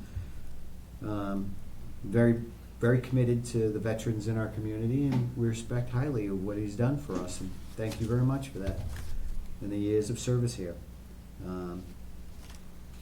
And hopefully we can get somebody, that can help fill his shoes. Right? does the board want to consider a motion to also, start the process of maybe advertising and looking for this position? I think that pretty much goes hand in hand once we accept the resignation, right? Okay, all right, just Yeah. want to. Yeah, do we need a motion, or we can just? No, No, we no, need a if motion that- for if these that's- things. that's It's a okay. vacant position. Sure. Let's advertise for it Okay. now. Yeah. So, again, he's not done till November 30th, so, or he says 31st, right? Yeah, there's no 31st. But there's no Technically, 31st. Yeah. Well, he added one. So November 30th. And, you know, if we can get somebody maybe on staff during that time to kind of, so he can teach them, maybe a transition period. Yeah. Because this is one of those things, he's working with some databases and stuff that you kind of get to learn, Oh, yeah. and you can't just, There's reports that You are need to due have- from the state. yeah, you need to have some sort of overlap to make sure it's done correctly. Mhm. So, you good with that? Yeah. Good with that? Yes, sir. Okay. So yes, let's get it. Okay. Veterans agent. Okay, discussion of the town's financial management review conducted by the Division of Local Services, Department of Revenue. So, Mr. Ferrara. Thank you, Mr. Chairman. As the board is made aware, the Division of Local Services, Department of Revenue, conducted a financial management review on the town's finances. It has been completed as of this month, the month of May. The report is currently on our town's website for the public to review. I first would like to thank publicly the Department of Revenue, the Division of Local Services, in particular Zach Blake, Melinda Ordway, and the Deputy Commissioner Sean Cronin for their help and support through this process. They came out to town a couple different times, met with several staff, elected officials, to conduct this study and this analysis, and took the time to really learn about our community and its inner workings, and to try to make some educated suggestions and recommendations, and identify some best practices moving forward. They made several comments within the report that I think are noteworthy. Obviously, they recognized the town's creation of a budget calendar and having a streamlined process to coming up with a balanced budget that can be presented to the Finance Committee and to the Selectmen. So they mentioned that in their comments, and they thought that was very positive. They also mentioned that key positions that were vacant are now filled with qualified individuals. They thought that was a very positive step in the right direction. They mentioned several different recommendations. Some of these recommendations we're currently already in the process of doing. Some of them we've just completed after town meeting. One in particular that they were really impressed with seeing at town meeting was the investment in OPEB, in establishing a trust fund. That's recommendation number 13. So at town meeting, we established an OPEB trust fund, which is another other post-employment benefit trust that will tackle the $5 million unfunded liability that currently the town has with its pensions and retirement plans, and it would establish this trust. We established $25,000 into the trust, and so they are really excited and applaud this decision that the town has made to do this. Some other general housekeeping things that they've mentioned. We don't have to continue to authorize the use of Chapter 90 funds. So that's something that we can take off of the annual town meeting warrants moving forward, save us some time. The reauthorization of the revolving funds should be done annually, every year, with the 2016 Municipal Modernization Act. It requires the town to reauthorize these revolvers every town meeting. So they want to continue to see that. We did that at this town meeting. In town meetings in the past, I believe they only would bring up if there was any modifications or changes to the revolving funds. So they want to see all the revolving funds be reauthorized at every town meeting. They also commented on the work that we're currently is underway with a financial management software system. As you know, last fall, the town was very aggressive with getting a grant from the Community Compact grant from the Division of Local Services. We were successful in receiving $65,000. That will be for the implementation of a financial management software. Currently, the town does not have financial management software that communicates within its critical financial departments, the accountant, the tax collector, the treasurer, the assessors. They don't have a financial management system. So the town has went out, has secured VADAR, and is currently in the process of implementing VADAR. Departments are working with the implementation specialists from VADAR, going back and forth with emails, asking questions, getting them information, providing them the necessary tools they need to get VADAR up and running for the start of the fiscal year. They also mentioned in there to fund professional development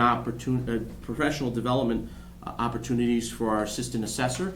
As you know, the town has recently hired a new assistant assessor, and this person is green to the position, has never been an assistant assessor in any other community, but is very knowledgeable in municipal setting, and she's been working very hard to get as much training as possible, and we were able to collaborate with a neighboring community, the town of Hamden, who has a principal assessor who has over 10 years of experience.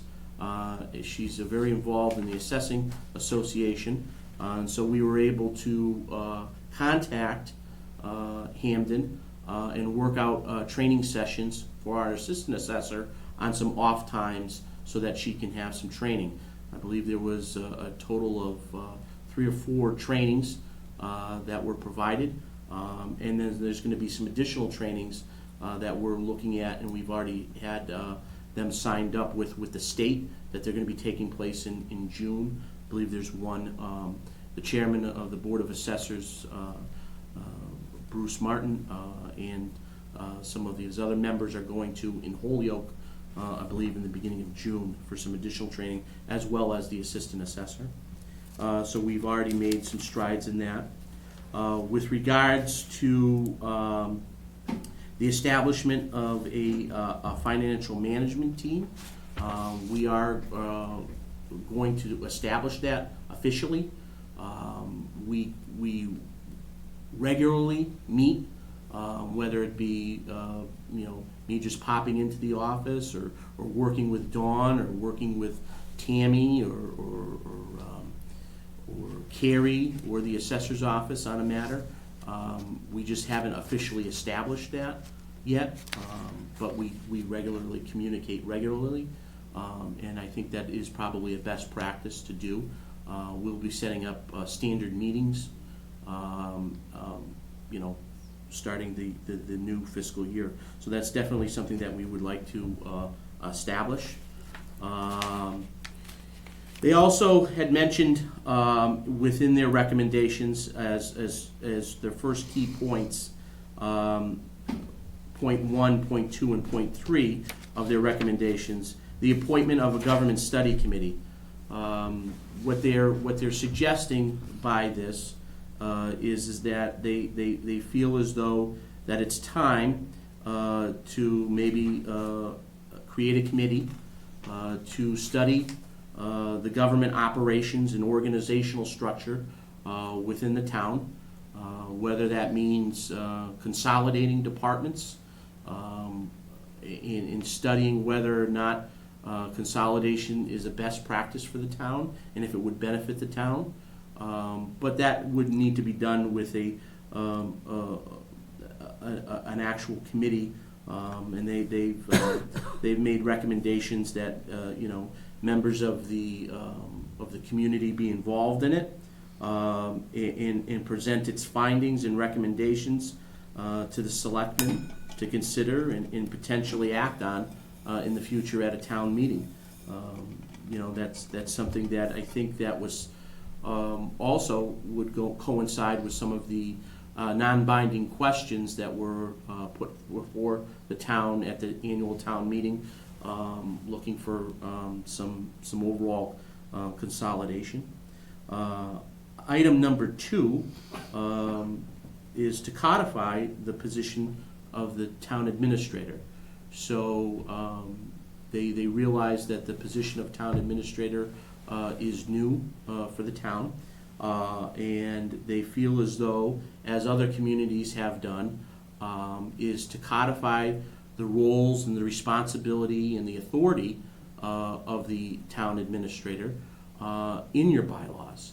So whether it's me or somebody in the future, they have a clear understanding of what their roles and responsibilities are, and the people, the townspeople, also understand the authority, as well as other employees understand the authority.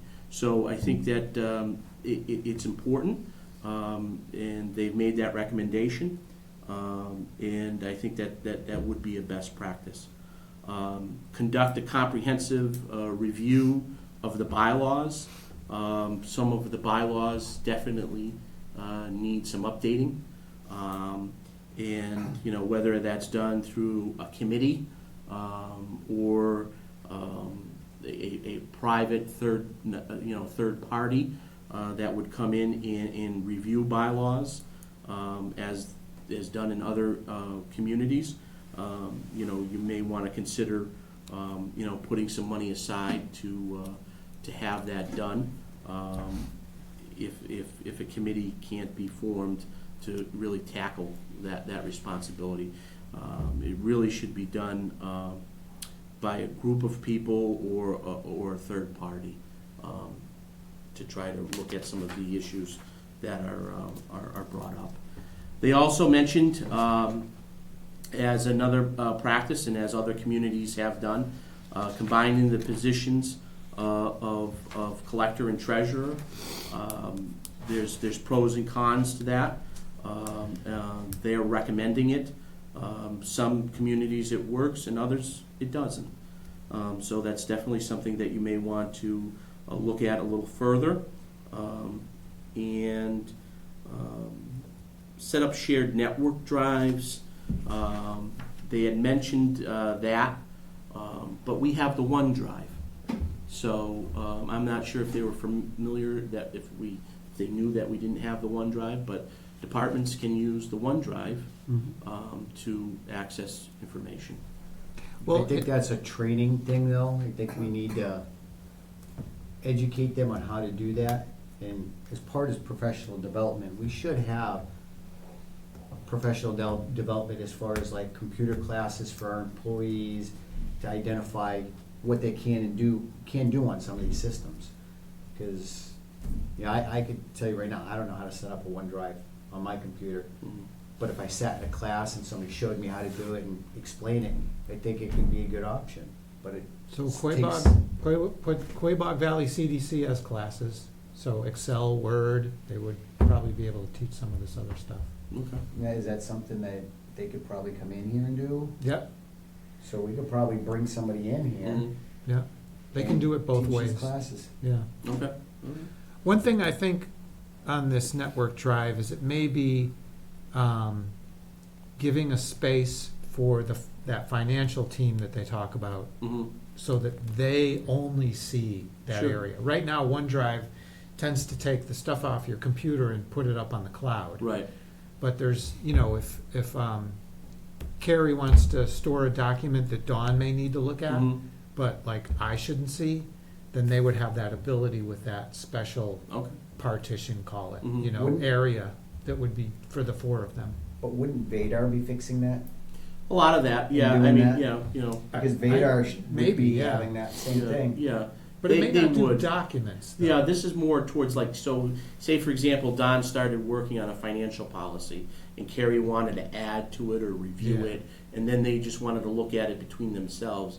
That's kind of, I thought, what they were Yeah. meaning. So their permissions would be set to look at that folder in Right. addition to whatever else they have, but Right. no one else could. Right. Another thing that they had mentioned for the town is to consider bi-weekly payroll. It has worked in several communities. It's kind of the going practice, and it definitely would be reducing the processing time, because every week, instead of having to get payroll in, this would be done every other week. Would save some money, simplifies reconciliations, and frees up staff. You know, we have a very limited number of staff.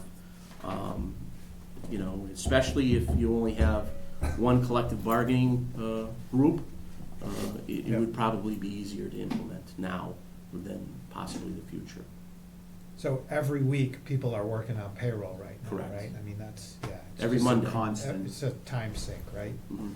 So, yeah, every 2 weeks would be a big benefit. And then they mentioned the compensation of the deputy collector through the vendor warrant process. Again, that's kind of like a housekeeping request. You know, they feel as though it's a best practice to, you know, to have that person being compensated through the vendor warrant process. Creates a greater level of transparency, instead of just the treasurer issuing a check directly from the account to the deputy collector on the fees. Yeah. So, Because then there's a check and balance, right? correct. Yeah. But that's in a nutshell. They've also kind of laid out a proposed organizational structure, and how it's currently laid out. You know, depending on if there was a change in terms of you know, the government study committee, if you were to you know, consolidate departments or create, you know, for example, a Department of Public Works, you know, this organizational chart would change, obviously. Where's the org chart? It's on the page 3.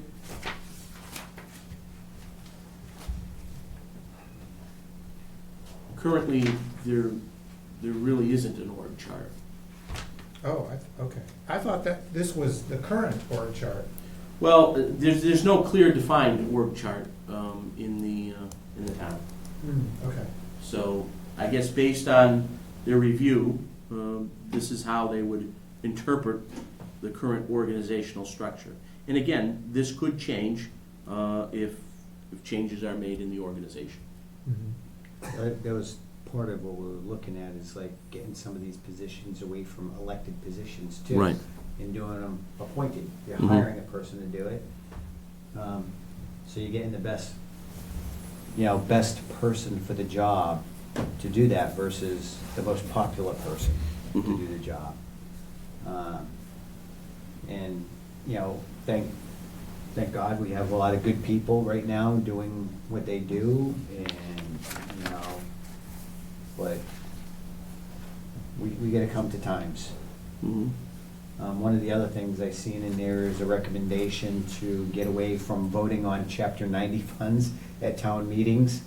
And I think that was discussed because we don't need to do it. Right. Yeah. And I think that's an easy one, is just say, okay, stop putting it into, yeah, as a motion, because all we gotta do is accept it. Why are we voting on to accept money? Right. You know? They did also comment on the town's use of ARPA funds, and they thought that the funds were used appropriately.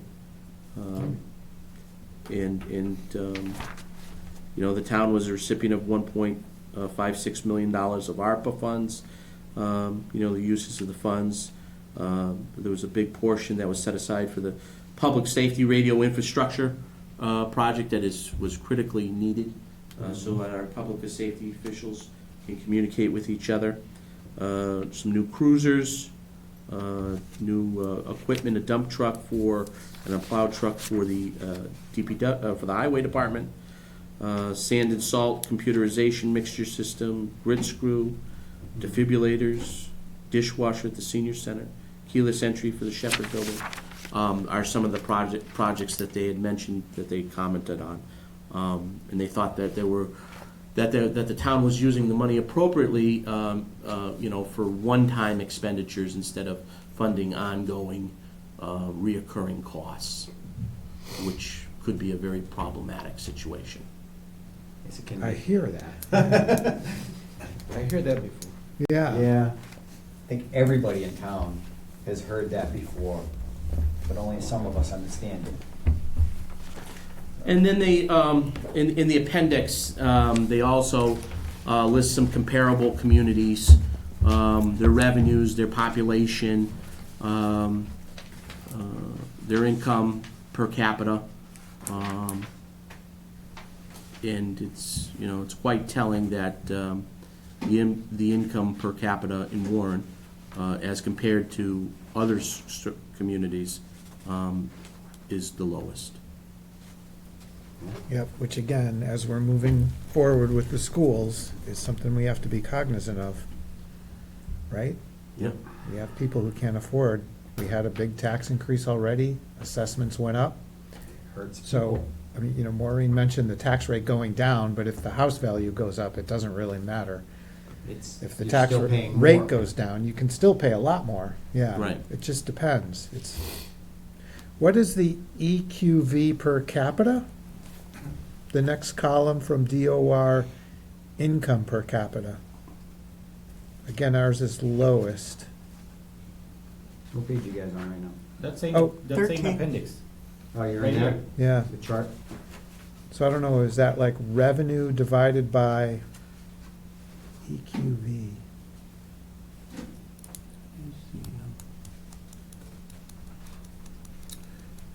I believe that has to do with the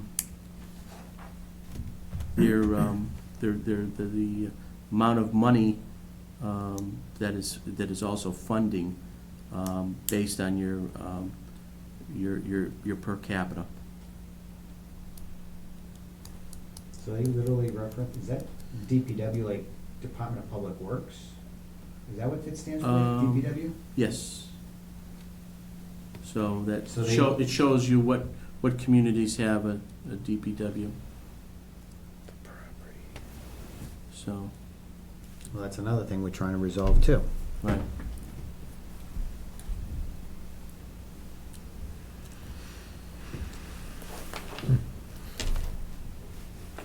So, that is their report. It is on our town's website for the public to view. It certainly is a good roadmap to look at and to plan for the future. Because if we look at the first line and this last line, we can do very nice comparisons. What do you mean? If you look at the first line and the bottom line, we can do just Oh, West some Brookfield. impressive differences over there. Yeah. They make a lot more money than we do. And they pay less taxes. Yep. But their total revenues are lower. That total revenues number is interesting. Mm. We're actually kind of in the middle a bit. Almost 13 million. We have more people and we pay more taxes. I guess, right? Well, yeah, we have Well- a higher population. We have over 1,000 more people. Well, Than West Brookfield, yeah. And that's total revenues, so that's, grants, CDBG. Oh, that we do is. go after a lot of grants. Right. Oh, so they count all that too, Oh, as sure, opposed yeah. to just the tax property base, yeah, Yeah. okay. Yeah, because I was looking at that 12 million, almost 13 million. They're like, That's motor vehicle excise tax, you know. Yeah. But if you look at Boston, they're about the same size and they make almost 20 million. Taxes are super high. Hmm.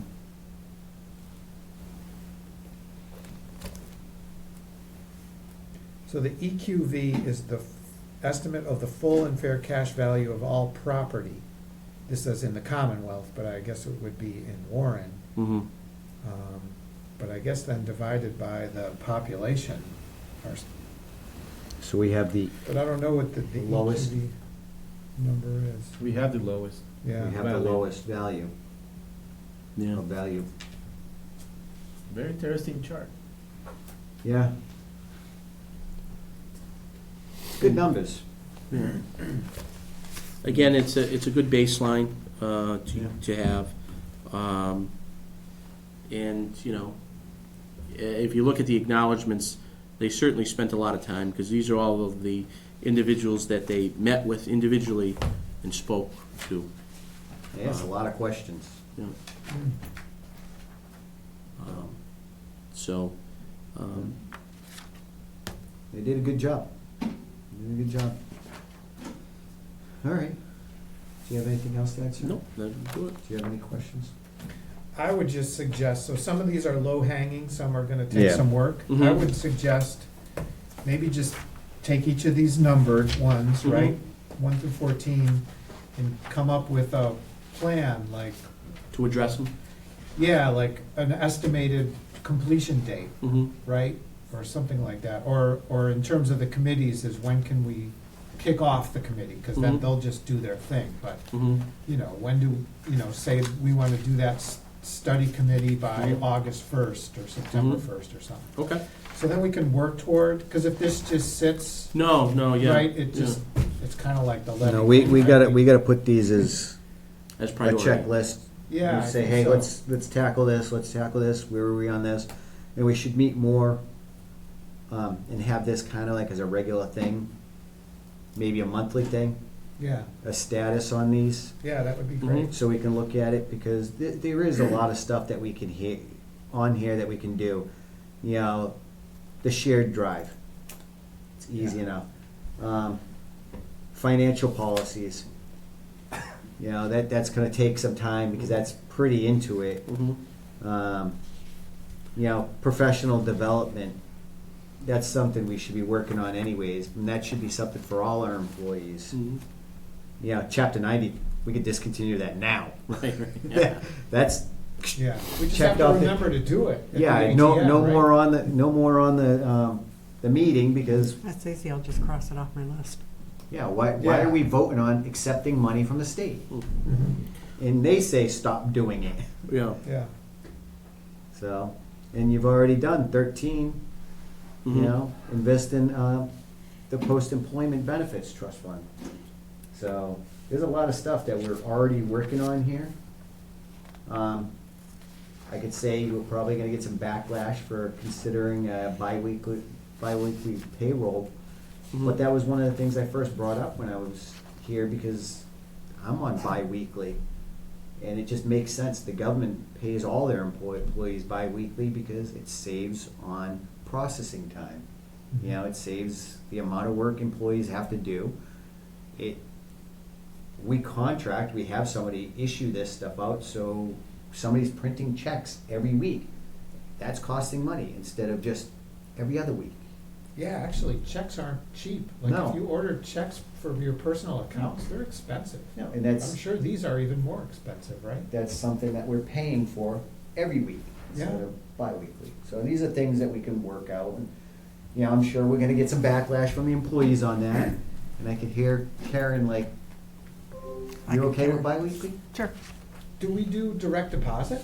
Yeah. We do. Well, it's Oh, a, yeah. well, it's Oh, yeah, of course we it's do, yeah. important that they Yeah. that I think Dawn it mandates that people do direct deposit.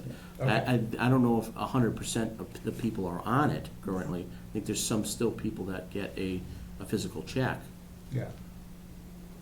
but for all new people, I think it's required. Mhm. Yeah, and again, going through a lot of this stuff. It makes a lot of sense, and I think we could definitely do a lot of these things. Mm-hmm. Yeah, All right.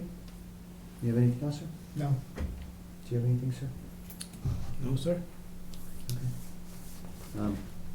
One thing I would ask, if we're gonna look at bi-weekly, then maybe we should look at how much it's actually costing us each week and how much it would cost us to do bi-weekly. Okay. If we can get those numbers, because that might be an easy one too. And, if there's real no opposition from employees, we're good. So, all right. Well, thank you very much. Do you have anything else for your report? No, sir. Okay. All right. Thank you very much, Mr. Ferrara, on that. And we're on review. Review a request from the police chief Millet to appoint Officer Christos, I always mess up your name, Stigas, right? Stigas. Sir. To part-time for that. So, you want to go to part-time? I just have some. If you could just identify, Sure. you can come on up and Officer, come on identify up, sir. yourself. Christos Segas, I'm currently a full-time police officer in the town of Warren. I'm requesting that I go to part-time status. I just have some personal issues at home that it would be better if I went to a part-time status right now. Okay. All right. I don't have a problem with it. You got Yeah, it? I mean, it's his request, And this is your request, right? Yes, sir. yeah. Okay. You good? I'm good. Do a motion on it. Yeah, okay, I'll make a motion. Are we appointing him as a part-time or just accepting? We're I mean, he's already taking been him from appointed. full-time status to a part-time status. Okay, so I'll make. So, also in your packet, there is a letter from him of the request. Yeah. Yeah. And then we also have the request from the chief is also in your packet as well. So he would have to sign this if you guys were to honor his request. Okay. Okay, Have so you seen I'll, that letter? From the chief? Yes. No, no, sir. This is Give the him a offer copy, letter, please. yep. Can you read that before we? You want me to read it out loud? No, you read it yourself. It's your letter. I just want to make sure you're okay with that before we take a vote on it to do this for you. Sure.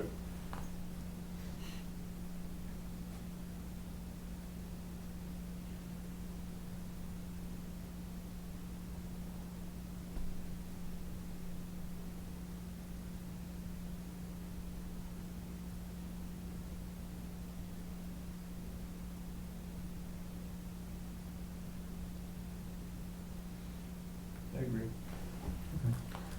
And you're doing this on your own, right, sir? Yes, sir. Okay. all right, so I'll make a motion to accept Officer Tigas's request to go to part-time. Second. All in favor? Richi Hacker, aye. Derek Bailey's aye. David Dufresne, aye. The motion passes unanimously. Let us know if you need anything else, and thank you for stepping up for staying on with the town as part-time. Thank you. Your services are definitely needed within our community, and we really appreciate that. So, the job's hard to do, Thank you. right? And if you need anything, let us know, Thank you, sir. right? Make sure you stop by the clerk's office. Do you have the appointments? I don't, I will have it Monday. Okay. I mean, yeah. Monday, so come by, officer, see Karen, get the appointment slip, you gotta get sworn in, Yes, sir. okay? Thank you. Thank you very much. Thanks. Okay. All right, review and possible vote to sign a contract between the town and Quabog Valley Community, I'm having a hard time reading tonight. So, review and possible vote to sign a contract between the town and Quabog Valley Community Development Corporation for senior outreach services. Okay. Mr. Ferrara, do you have Thank any? you. Yep, thank you, Mr. Chairman. So, the board, back in January of this year, met with the Quabog Valley Community Development Corporation and heard their plea to fund a senior outreach program. And the board, as you guys are aware, had honored their request to help with the senior outreach program and to fund $8,000 to be used from January till December 31st of this year to fund those senior outreach programs, which include helping seniors to get to various activities and appointments and helping them with purchases at stores and trying to alleviate some of the pressures that seniors have if they don't have any support at home. So this included grocery shopping and delivery, pharmacy pickup and delivery, mail pickup and drop-off, food bank delivery, communications from local resources specific to seniors, getting that valuable information. So if you're a senior and you don't have the means to get to these places, this would be of help to you. And so the board voted to fund $8,000, which would carry this program from the start in January to December 31st. This contract is just a contract to codify that and to have on file so that when ARPA funds are audited, it shows that we had a contract between the Quabog Valley Coalition and the town. Okay. And the contract's just all standard, right? Standard, right? Was there anything that stood out to you in the contract? No, no. And then this will also allow us to pay the invoices for Quabog. So it helps with grocery shopping and delivery, pharmacy pickup and delivery, mail pickup and drop-off, food bank delivery, communications regarding local resources and specific to seniors. Mhm. So if the board signs this evening, I will forward this back to Sheila Cuddy, and Sheila Cuddy will countersign, and we'll each keep a copy on file for that, and be able to pay the invoices for this program. Do you have any questions, sir? No, I think it's a great program. I'm glad we did this. Do you have any questions, sir? No questions? You ready for a vote? Yes. Okay. Your motion? David is signing. Okay. Yeah, I if you forgot gotta do to put it, that in that authorize me to sign. Okay. So I'll make a motion to sign the contract between the town and Quabog Valley Community Development Corporation for the senior outreach program and give the chairman the authority to sign. Second. All in favor? Richi Hacker, aye. Derek Bailey's aye. David Dufresne, aye. The motion passes unanimously. Thank you very much. Sign away.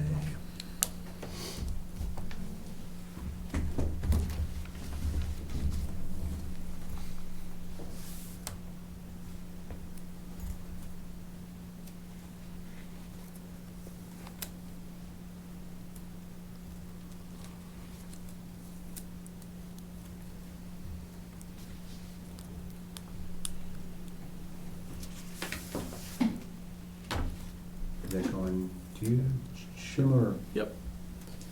You gotta get the countersign. Yep.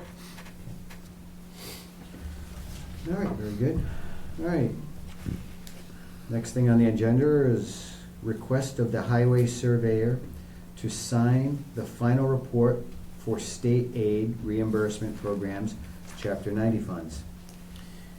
So this was, Mr. Chairman, this is something that was brought to us by the highway surveyor.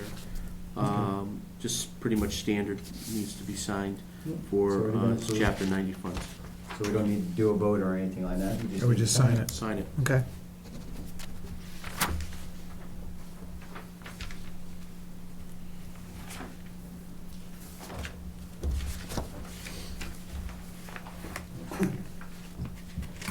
Okay.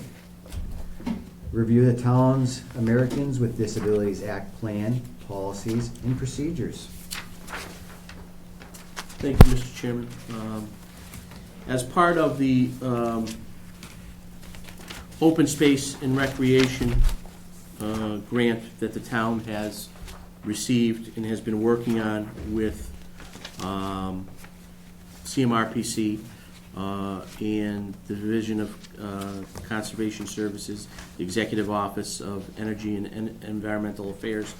As part of the process for the open space and recreation plan is to reintroduce the ADA coordinator for the town, to identify the grievance policy for the town, and to recognize the non-discrimination policy that the town has, and to also sign letters of support for the town's updated open space and recreation plan. There's a letter for the chair of the Board of Selectmen, and then there's also a letter there for the chair of the planning board as well.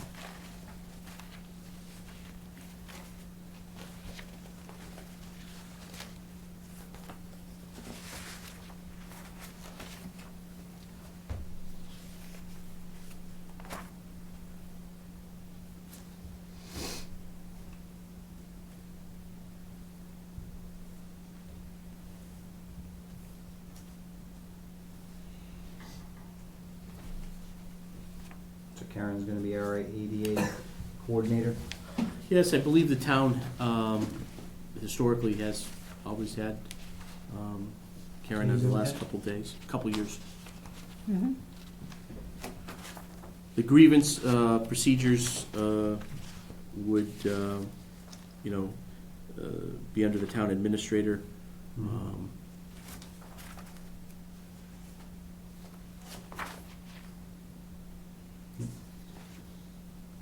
Do you have any questions about it?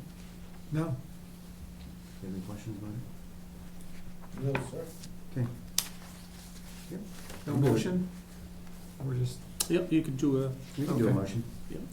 all right.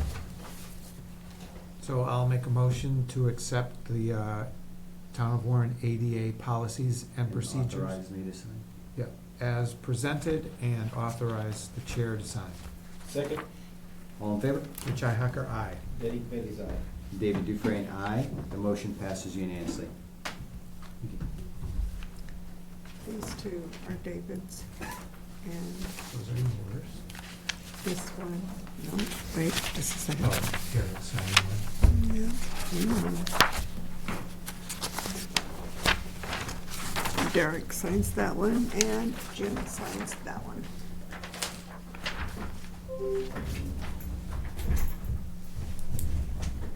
One's for you, one's for Jim. Thank you. Well, I feel left out, I don't get to sign it. Well, you didn't want to be chair, so. Yeah. I have to reconsider that. If you want to sign everything, go for it.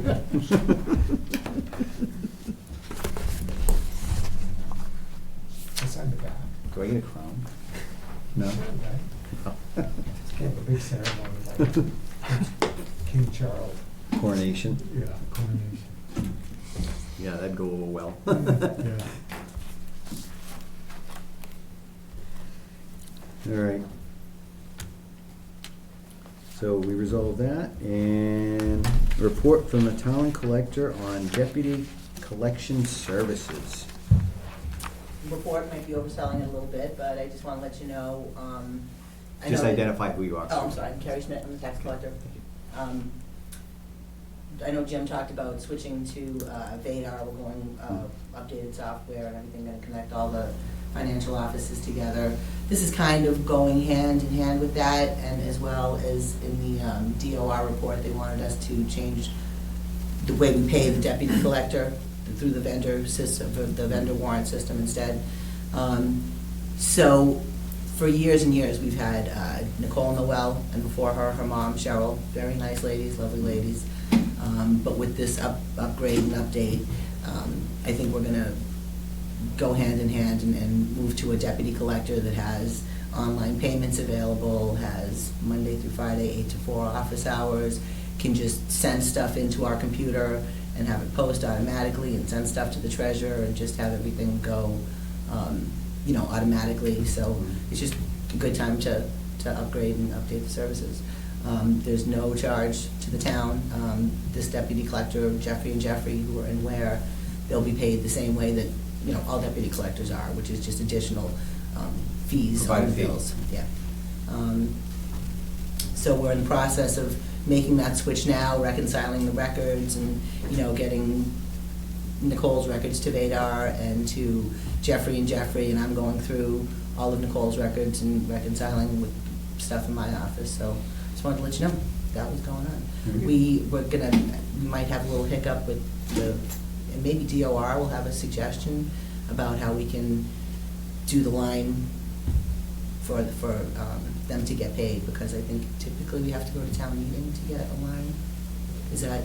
No line on it? So, with that, I mean, it's my understanding that currently, how it's paid out of that account is almost similar to like a revolving fund. Yes, yes. So, with that, we could certainly do that and then just, continue on and try to, and do it through the vendor warrant process as Yeah, well. yeah. So I think that's, I don't think we necessarily need a line. Okay. Um, That stuff is all Yeah. on the accounting side. Yeah. It's not anything. that- So, the funds are there to pay, but it would just be paid through the vendor warrant process. Right, right. And so this is, it's all kind of goes hand in hand with the upgrade to the financial software. Now, Vadar, is it currently being used? Or are we still in Not yet. transition? We're just in the transition now. I Okay. think I might have gotten an email, like, not that long ago, saying, things are going really well, all the numbers are reconciling and everything, and I think we're getting pretty close. Like Okay. next week, maybe. Wow, Yeah. very good. Yeah. We're trying to make that July 1st date. Yeah. Yeah, You know. yeah.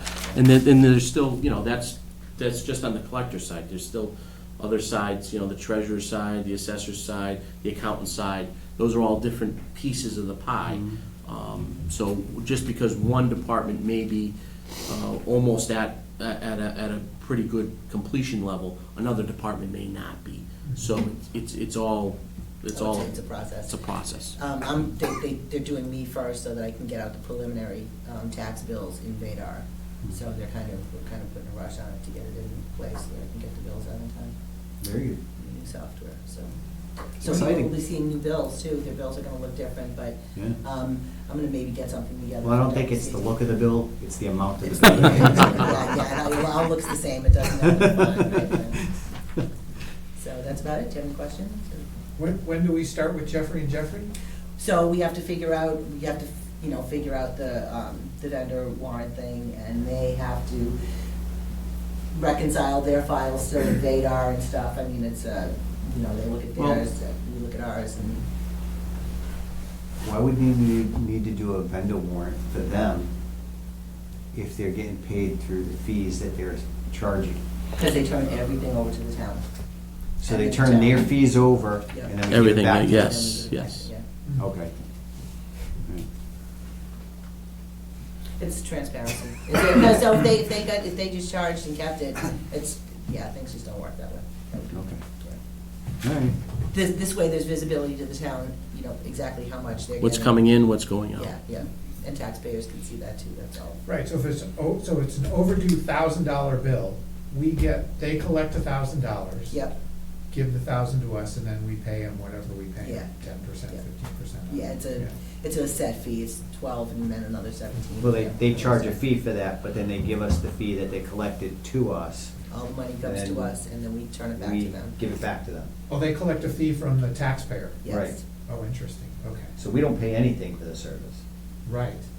And we get all the money and then return their fee. Yeah. Right. And they're gonna print our bills, Yeah. yeah. Oh, I mean, it's, nice. yes. And everything's it's done. on their paper, yeah. Done digitally, they got online It's all payments and electronic, everything. It's all gonna go very smoothly. Make it easier well. for people. It's all gonna go very smoothly and well. Of course it will. Knock on I wood. think it will, so far so good, you know, there's always growing pains, and there's always, you know, a learning curve and stuff like that, but, so far so good. Very good. Okay? Getting the times. Modernizing. Well, 20th century anyway. Well, at least we're not just sending up a messenger pigeon somewhere and Yeah. going that way. All right. That's how you do technical support with that system. That's technical support for the government now. Yeah. That's pretty much how it is. Guys, we're the government. Oh. Anyways, all right, very good. Did you have anything else to add? No? Any other questions? No, sir. Anybody have other questions? I do not. Mr. Farrar? No. Thank you very much. You're welcome, have a great day. All right, warrants and bills. Make a motion to pay the following warrants. Number 98 payroll, $52,508.98. Number 99 vendor, $152,433.04. Number 100 payroll, $59,107.68. Number 101 vendor, $46,591.10. Number 102 payroll, $94.29. Number 103 payroll, $53,169.72. Number 104 vendor, $64,743.80. Second. All in favor? Richi Hacker, aye. Derek Bailey's aye. David Dufresne, aye. The motion passes unanimously. Bills. Motion to pay the following bills. Turley, $81.38. Northeast IT, $2,209.96. Merrick O'Connell, $4,145. KP Law, $2,152.34. 360 Degree Building and Remodeling, $800. Modern Pest, $100. Verizon, $155.86. Pine Ridge Technologies, $394. Karen Dusty, $8.13. KP Law, $210. Comcast, $143.35. National Grid, $861.72. Crystal Rock, $958. Stericycle, $109.90. James Stockley, working for town clerk, $90. I'm gonna skip Civic Plus for a moment. Weston and Sampson, $3,000. What's the, if we could just hold off, I don't know what the Weston and Sampson bill is for. It's for Prospect Street.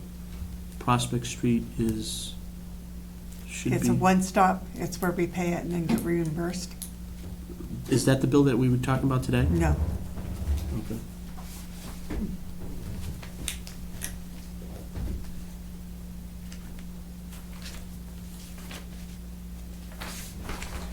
One Stop for Growth Rural and Small Town Grant. So biddings, let me see. Construction Administration. And it's for Prospect Street. So this So- is the one that we pay, and then you apply for a reimbursement.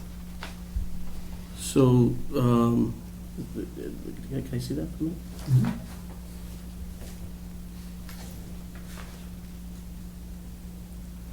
It's from Chris Dumpy. Yep.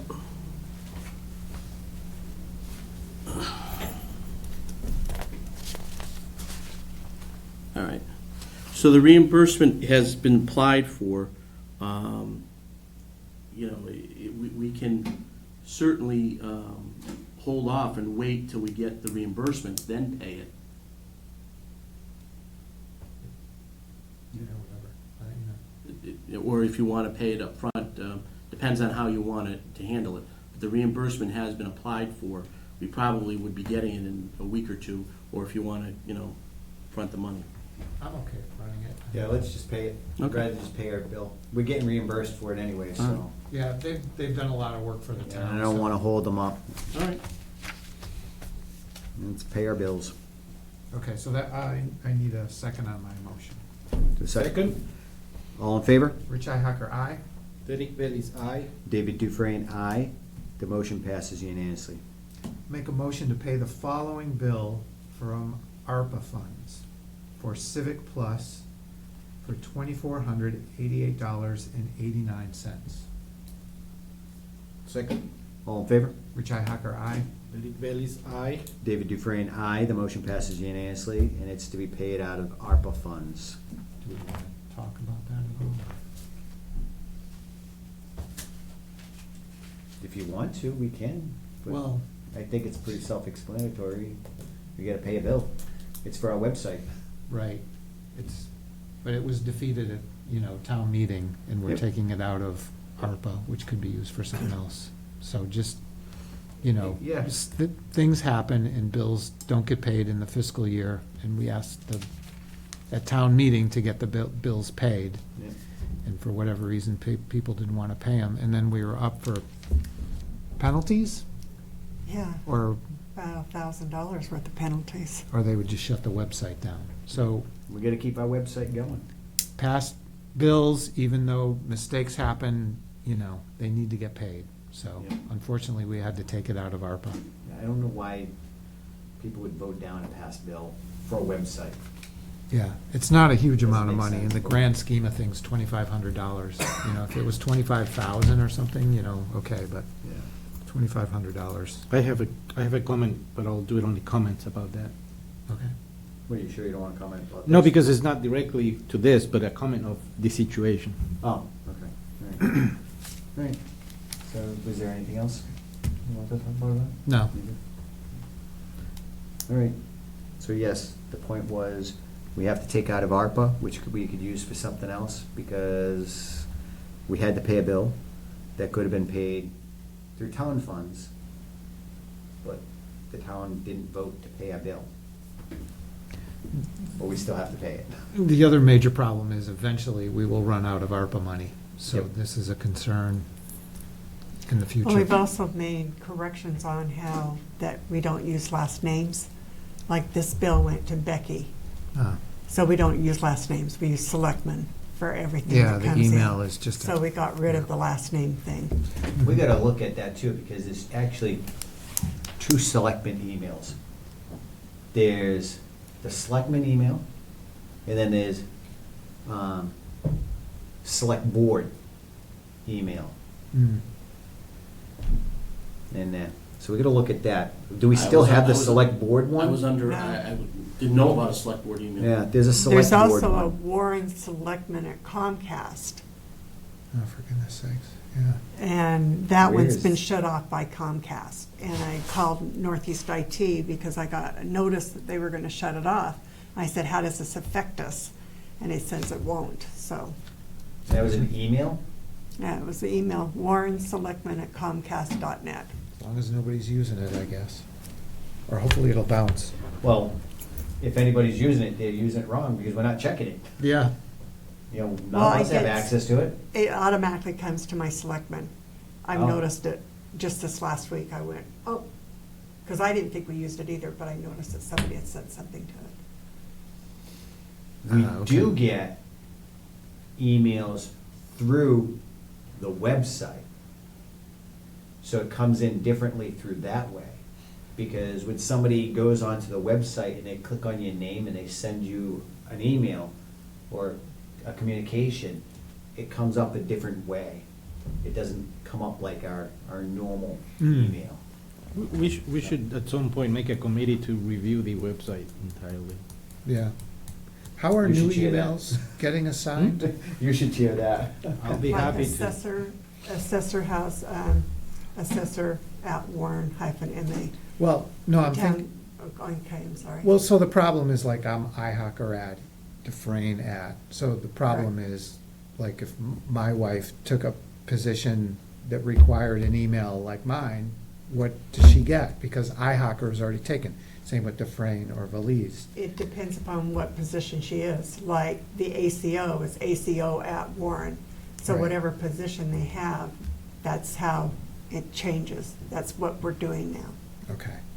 For people's names, we need to do first initial, last name, or first name dot last name or Well, something. we had that same reason when Jim Dusty. Yeah. So we did his as maintenance Okay. at Warren, so it wouldn't be, but yeah. I He think it's- started out J Dusty. Yeah, I think it's a problem, like when we have positions, but you're not gonna create Correct, 3 emails that are vice chair, chair, and clerk, you know? yeah. So in the future, we'll do Yeah. that.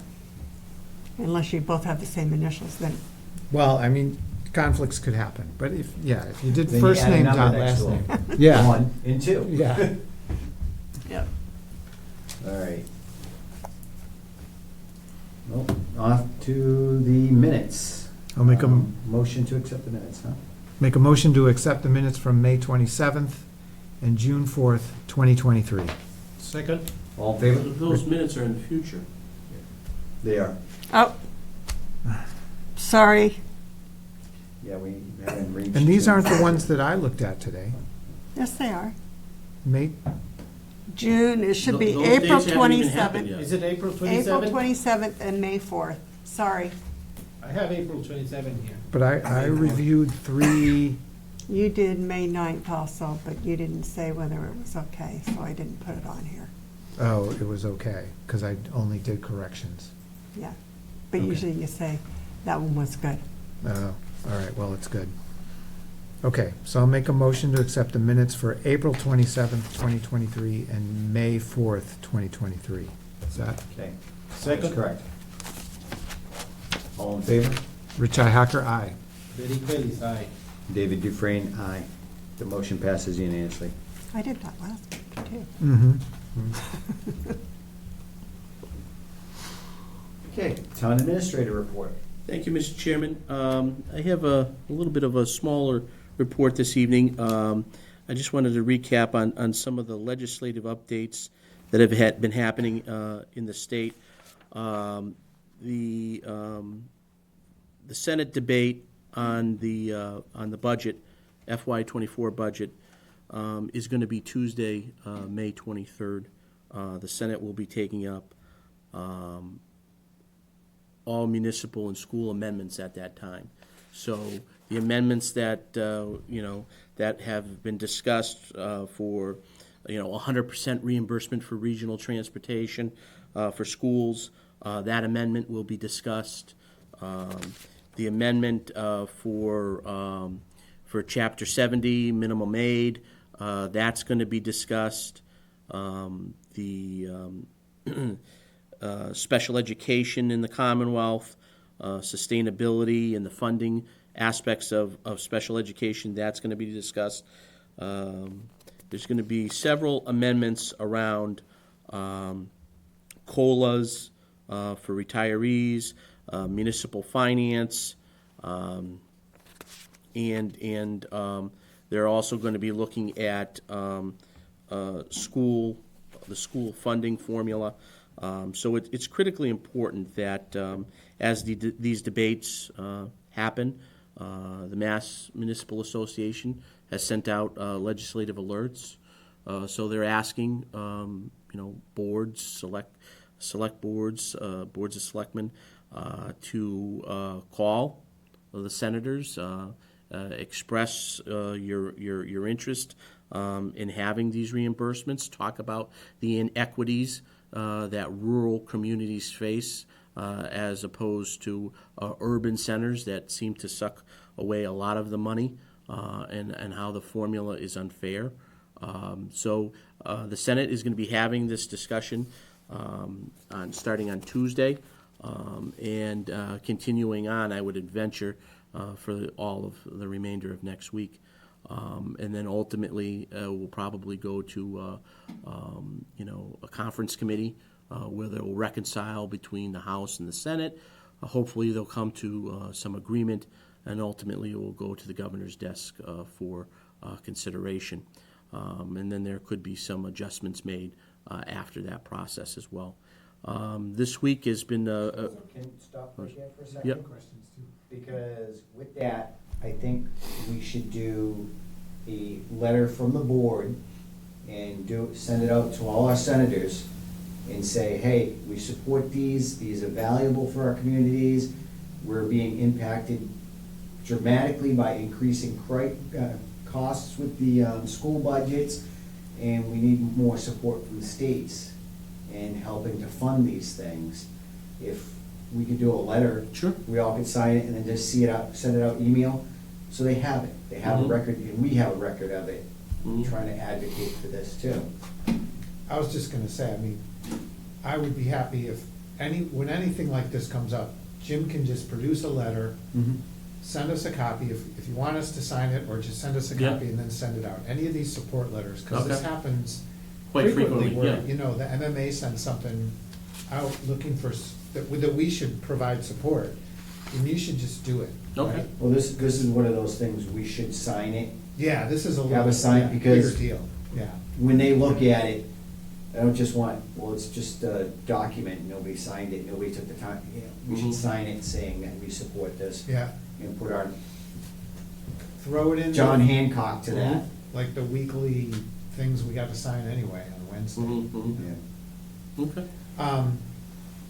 So the other comment, so what the reality is, the state hasn't figured out the funding for schools in a way. Correct. I mean, they have, but now there's all this new stuff. So even as we're talking Things could to change. Maureen and Company, it's gonna be a moving target, and it actually may get better Mhm. For the schools. financially for all of us, right? Yeah, Because yeah. the more money the schools get, the less money we have to provide, Correct. so. Right. Since town meeting was our last get-together, it's been very busy with getting information out to the public. We have the results of town meeting, it's posted on the website. I'd like to thank the town clerk for getting them done very expeditiously this year, and it's one of the fastest turnarounds to get those out. So they're on the website for the public to view, because I've gotten several calls from people that couldn't make town meeting, that wanted to know how articles, how the votes shaped up. I'm also pleased to report to the board that the public safety / municipal complex RFP went out on Wednesday of this week. It's out. It's on our website. It's on the Central Register. It's on Combis. It's going to be in the newspaper. It's posted in Town Hall here. We've already got about 5 companies that Wow. have requested the document, and they requested the RFP. So I'm very hopeful that we will get a very competitive process, and that process will be completed on June 21st is when they're all due. So they're due on June 21st at 1 p.m., and then we'll start to review those going forward. I did take into consideration the last time that we had talked about the RFP, all of the adjustments that were made that the board had considered. The scope has been expanded a little bit, but it also conforms and coincides with the grant that was awarded for the RFP and for the study. I did check with the chief, the fire chief, and the police chief on it. They were comfortable with it. They reviewed it, and they thought it was pretty good, and they're excited that it's out there. Very good. Good job. Yeah, it's exciting. Getting this information back and seeing what that could produce is gonna be. This is very like a exciting. phase 1 of a Yeah. long process, but it starts with this, a Yeah. feasibility study. But we're moving forward. We're moving forward. And how is this paid for? It's paid through, primarily through a grant, and depending on where we come back with pricing, as I indicated, there may be a need to dip into some ARPA funds to cover the balance.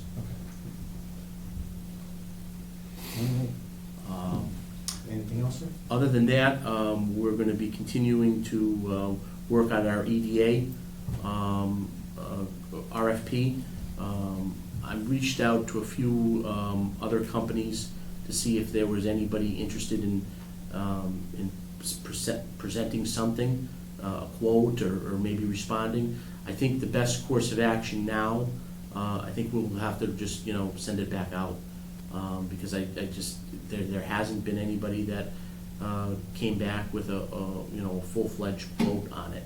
So I think it's best, I've been waiting a couple weeks, haven't heard anything back from anybody, so I think it's in the best case to just send it out again. Yeah. With that, if you're gonna send it out again, just have, see if Chris Dumpy can look at it with you. Sure. Because he made some suggestions Mhm. about it, and maybe he can help us be able to get more of a broader view. Sure. Or narrow in a little better. If, he's been doing it for a very long time, so Mhm. his knowledge is very valuable to have. Sure. But I would ask him if he could help you too. Yeah, absolutely. We just need companies to respond. It's difficult to, a lot of companies right now have a lot of work. So it's hopeful that we can track down somebody to get this going, this project going for us. But I have been keeping up to date with Deb Bevan on the situation. She's aware, and she had indicated to us that if there's a need for an extension, we could have it. We already have a little over a year to complete it, so we're hopeful that we can get it done within in that time period anyways, but we may have the need for a slight extension. But we've been in contact with her, and we're currently working on, as I had indicated before, there was a few departments that have a need for some line item transfers, and the FinCom isn't crazy about having a lot of line item transfers, as reported about before, but they are gonna be hearing some this Wednesday at 6 o'clock, so all of the departments have been notified of it, to come and present and to have their supporting documents and be ready to answer any questions that they may have. Also, I was notified this week as well that our EDP renewables, which is the C2 Energy piece of our solar, and how we get some of our credits and how we have to pay for solar. I received a letter that the solar project that we were purchasing power from was first installed. It had not yet filed with the Federal Energy Regulatory Commission a self-inspection as a qualifying facility under the Public Utility Regulatory Act of 1978. In accordance with this regulations, we are sending you a refund of interest accrued on payments you made prior to filing of the qualifying facility certification. So the town received $31,987.89 back as a refund, and that will be that has already been given over to the treasurer for miscellaneous income. Because they didn't qualify under their certification as part of the law, they are required to send us back a refund with the accrued interest on payments that we made. EDP Renewables has been doing business with the town for some time, so it's a larger refund. Very good. Any questions? No. Do you have any questions? Thank you very Yeah. much. All right. New business. Anybody have any new business? I do not. No, sir. Old business. Anything? Grit screw? Grit Screw, we're currently in a holding pattern right now. Ty and Bond has been working with AK, the contractor, the vendor. They're waiting on some of the actual parts for the grit screw, but it's still a work in progress. There may be, it may be delayed a few months, but they are still working. I spoke to Chris Bone not too long ago and Audrey Stauburn as our reps from Ty and Bond. Okay. Anything else? No. Any old business? No, sir. Okay. Correspondence. So we got the Memorial Day Parade. That's gonna be happening on Sunday, May 28th, 2023. And it is gonna begin at 1 PM at St. Paul's Cemetery. And a ceremony will also be held in West Warren at Veterans Park. And a Veterans Council is hosting a luncheon at the Senior Center immediately following the conclusion of the Memorial Day ceremony at Veterans Park in West Warren. And they're extending an invitation to everybody. For us, right? So, unfortunately, I have to work that day. I can't get out of work, so I won't be here for the parade. So that's you guys Yeah. on Sunday. Are you gonna go? Unfortunately, I'll be on vacation. Vacation? Yeah. And I did let Becky know. So you guys are gonna be there? Yeah, I can be there. You can let Becky know. I don't know if she needs Okay. RSVP from us. I will. I sent her an email and copy you, Mhm. Okay. saying that I was gonna bring my camera. Just in case. You always are. All right, so we got that, and then we got correspondence from Marianne Petruski, right? I always miss her name. Petruski. Petruski. Okay. She got a resignation, and she is resigning from the Housing Authority Tenant Board. From my understanding, it is the appointment position Right, because she was elected. correct. Correct. So that opens up the appointment position, but we have enough members that we don't have to appoint. Is that correct? It's a open, No, would you the- fill it? It's, You can yeah. fill it. So It we can fill that. says, Yeah. if the town has 4 elected members, that they do not have to appoint someone until as soon as one of the 4 members is not elected anymore, then you have to appoint.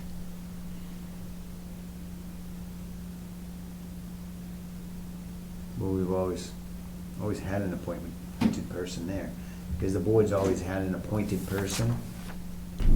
So, This would- I would say, let's just fill it. but we'd like just give them 5 members then. I don't know.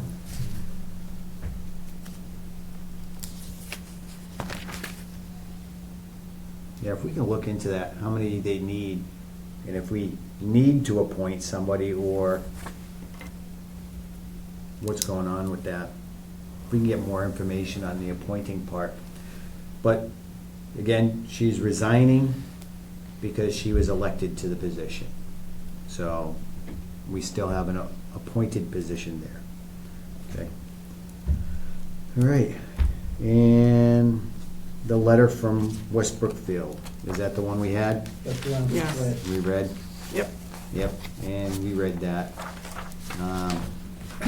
Already in the correspondence, that was part of the school budget discussions. Okay, and then comments and concerns. I have one more correspondence. Oh, you have none? Yeah, I received a phone call from a resident who was unhappy that the sound was gone from the annual town meeting. So just to let people know that we were aware of that, and we let Travis know during the meeting that there was no sound. It seems that there's something with Comcast, right? Yeah. Because he can get the sound to the streaming part of it, but he can't, he's having problems with the sound getting out through cable. Should we have him come down here and talk about that technical aspect of If he it? wants to, yeah. Travis, can you come down and talk about why we're not getting sound in meetings sometimes? I heard the door. He's on his way. I mean, I think this has been, it's kind of a recurring problem, right? I know he's working on it, so, but we'll go straight to the source. Yeah, tell us about like what happened. Please identify who you are first. So, Travis Baker, I run Warren Cable Access. Okay. So, the issue with the sound at this past meeting, we had tried something new with like the multi-cameras. The part that I didn't expect in Auker's company we had worked with to get all of our upgrades. We went from digital in the gym, but our connection that goes from the school back to the studio here is still analog. So you have, your audio, your video, the 3 different wires versus just one. So we didn't expect that to cause any issues. Turned out it did. So that's something I'm working on right now. It's modulator that sends a signal, and then you have a demodulator on this end to process it. Looking into quotes on replacing those. In the future as well, we do have it set up now that we can send the signal over the internet into our cable cast system. Unfortunately, with the school district not having an IT person, and I couldn't get in touch with somebody in enough time to do what they need to do on like their security end to be able to open that up for me to basically stream it back to the studio. Oh, okay, so it wasn't streaming. Right, it wasn't streaming Okay. at the time.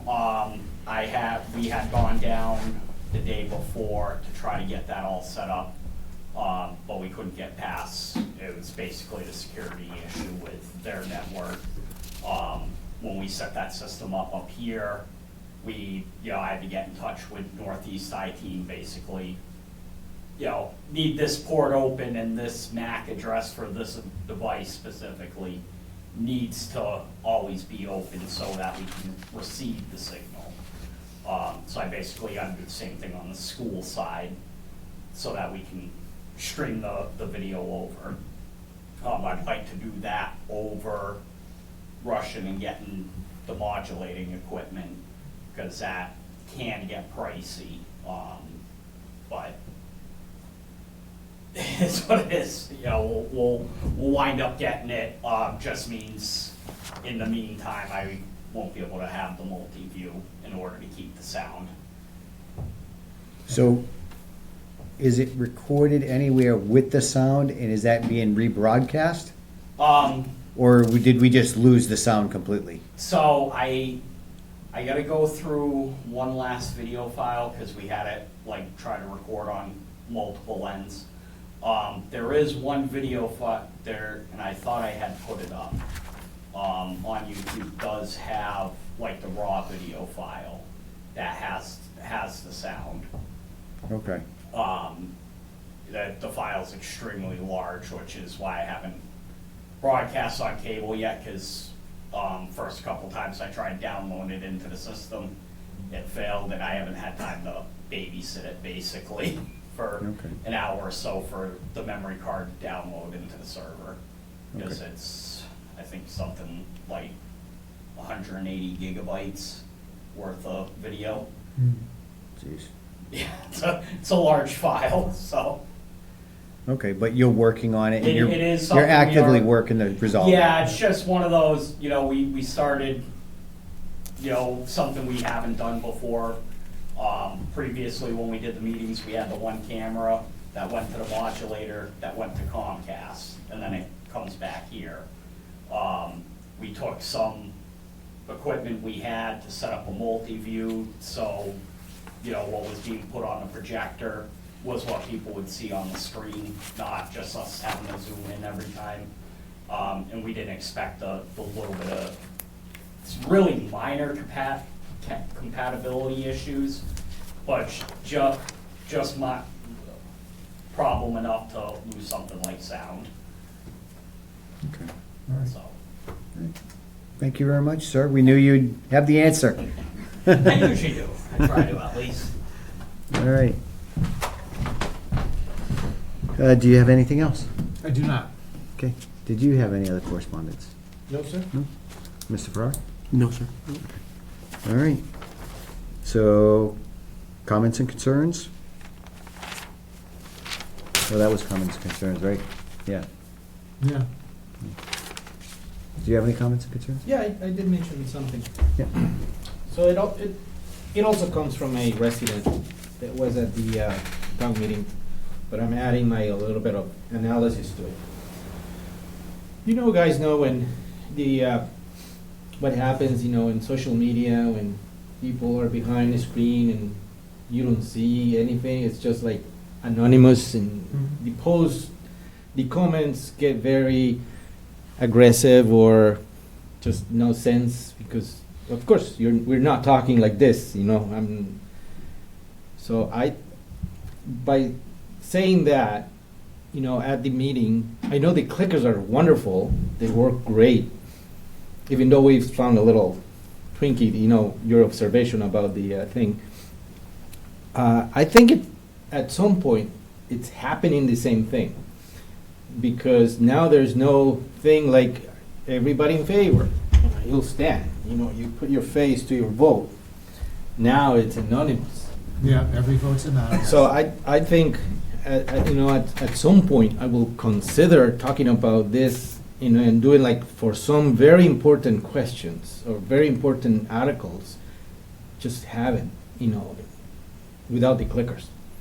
Mhm. Because I think that there are some articles that really, deserve more attention, and you could see that, it wasn't fair. Like, I'm not going to put real examples of what happened, but I think it's something like that. It's happening, and So you think votes aren't getting counted? No. What No, I'm it's saying is because I'm behind this, I'm going to post something really, I don't care what I said, but Oh, I when see. you're there and we all vote, everybody yes, stand up, and I'm the only one. It's different. It gives, unless the comment I got from somebody in the public was, unless when you vote you read your name, oh, Derek vote yes, over there on the screen. Something because it's your vote, but now it becomes an anonymous vote. You don't know who's coming. You don't know, what it is, and you see it sometimes, and everybody says yes, and then when they say who says no, it's just only one person, and there's no backup. So Although, yeah, I hear what you're saying, but it does.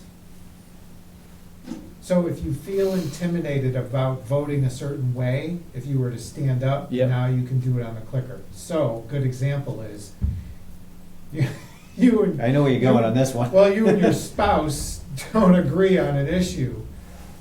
You can vote the way you want to, and the spouse can vote the way they want to without causing domestic strife later on. So I think what the important thing is we need to have a fair voting system that allows everybody to vote without any fear of being judged by their peers or anything, because when you start doing that and you start having people afraid to vote for something because of peer pressure,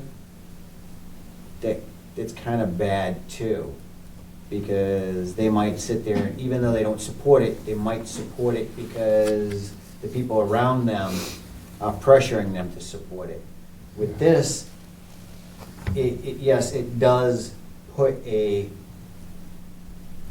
doesn't put a face to the vote, but there's a lot of voting done specifically for that where you're voting anonymously because to avoid that pressure.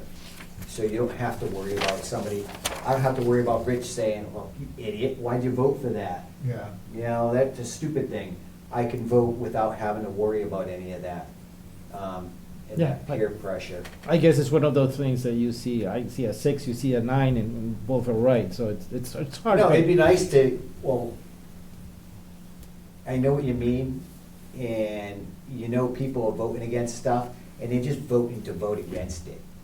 Yeah, And that's the yeah. problem. Unfortunately, 70 people decide what the town's gonna do. Okay? Literally 70 people out of almost 5,000 residents decide where our money's going, what our laws are gonna be, and who gets hired, what positions get created, and everything that goes on in that town. And 70 people decide whether your taxes go up. That's it. The town is just not concerned with showing up for important events like meetings. They're more likely to sit on Facebook and complain about it and say, I can't believe that passed. But did they show up to vote? No, they didn't.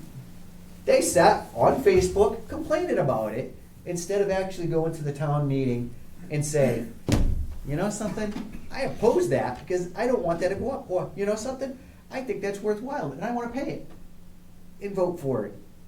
They would rather throw out a message on Facebook or social media complaining about it, but they never actually show up to a meeting to vote on it. You know? Mhm. Yeah, because it was surprised when, the bills that we had to pay, it was voted down. That was, Well, that was just, that's a, make a point. Yeah. That was people trying to send a message saying, you know something, we're not gonna vote for that because this other thing. And we know it was about the school budget. People were mad about that, and they didn't like that, so they voted a bill down, which is stupid. But people have the right to vote against it. But again, 70 people decided exactly what's gonna happen in this town. So, it just occurred to me, I think you could probably make a motion on the floor to do a hand count or a standing vote or something like that. You could. It depends if Dario or the moderator. The moderator would allow it, but I don't see why you couldn't do that. But some things are done. in Secret ballot. Secret ballot. Well, okay. So you couldn't do Well, you could that. do secret ballot, but then we'd have to come up with with ballots, which would be a nightmare, so. Absolutely. Yeah. But you still don't see a face to the thing, and then Yeah. it takes a lot of time. You're still Right, not it's- seeing a That's face. still anonymous, yeah. Right. And that's done for a reason. Unfortunately, we get into these situations where people just vote against it because, for whatever reason. yeah, for me, it's sad, it's frustrating because It's sad. there's so many things that are, a common sense will, just make the decision and not being angry at something. Mhm. So, for you, having the ability to vote is probably more valuable than anything we can understand. We've always had it. You come from a country where that's not exactly done that way. It's done differently in your country, so. No, it's pretty much the same as here. It's pretty much the same as here. What I'm saying is,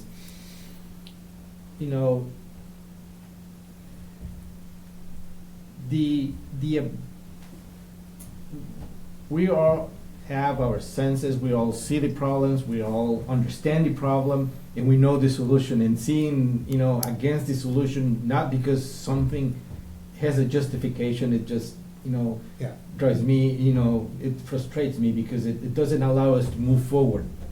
Mm. This, for example, this about paying the bills is gonna cost us more now. Yeah, it's Well, like spite, it was done out of spite. Yeah. And we know that. Unfortunately, we can't go out and drag residents into town meetings and have them vote. It's a freedom that they choose not to entertain. Imagine we can give a clicker to each house. I had somebody Oh, call I'm and sure if asked you- if they could call in their votes. I'm sure if you put it on Facebook and they were voting on Facebook, There you go. you'd probably have 2,000 people on there. Right. But apparently driving to the school that's a mile away from most people's houses is an inconvenience. But anyways, that's my rant. Anybody else have any comments or concerns? Anybody? Joe? Joe Contract resident. David, I'd like to applaud you tonight. Oh, boy. When it came to the superintendent of schools, you showed a great deal of politeness and respect, and you had a great degree of patience while maintaining the position of the town. Well, thank you very much. Thank you, Joe. Any other comments or concerns? No? Anybody on Zoom? Comments and concerns? Nope. Okay. So, moving on, next meeting is May 25th, 6 PM. That is a dog hearing. And 7 PM for school budget. And regular meeting after that. I think I have an issue with that one. Why? Or you won't be able to attend? Correct. Okay. But you guys are good to go. If I can make it, I'll be here. But Okay. We need you. We always need you. I know. That's why I'm concerned about it. Wait, you're missing the 25th, the 1st, and the 8th? What's going on the 8th? You guys are all gone on the 8th. Yeah, we're CMRPC. Oh, we're not missing that. We get the Yeah, we're not award. missing it. Yeah, we're working. We're still working. We're just working in a different town. So, We're gonna work harder that day. Eating. I may come for my birthday, so it's okay. I'll bring cake and everything. Oh, when's your birthday? June 1st. June 1st. very good. We'll I'd have rather- to I'd do a rather bring special pizza note than to Derek cake, on his birthday.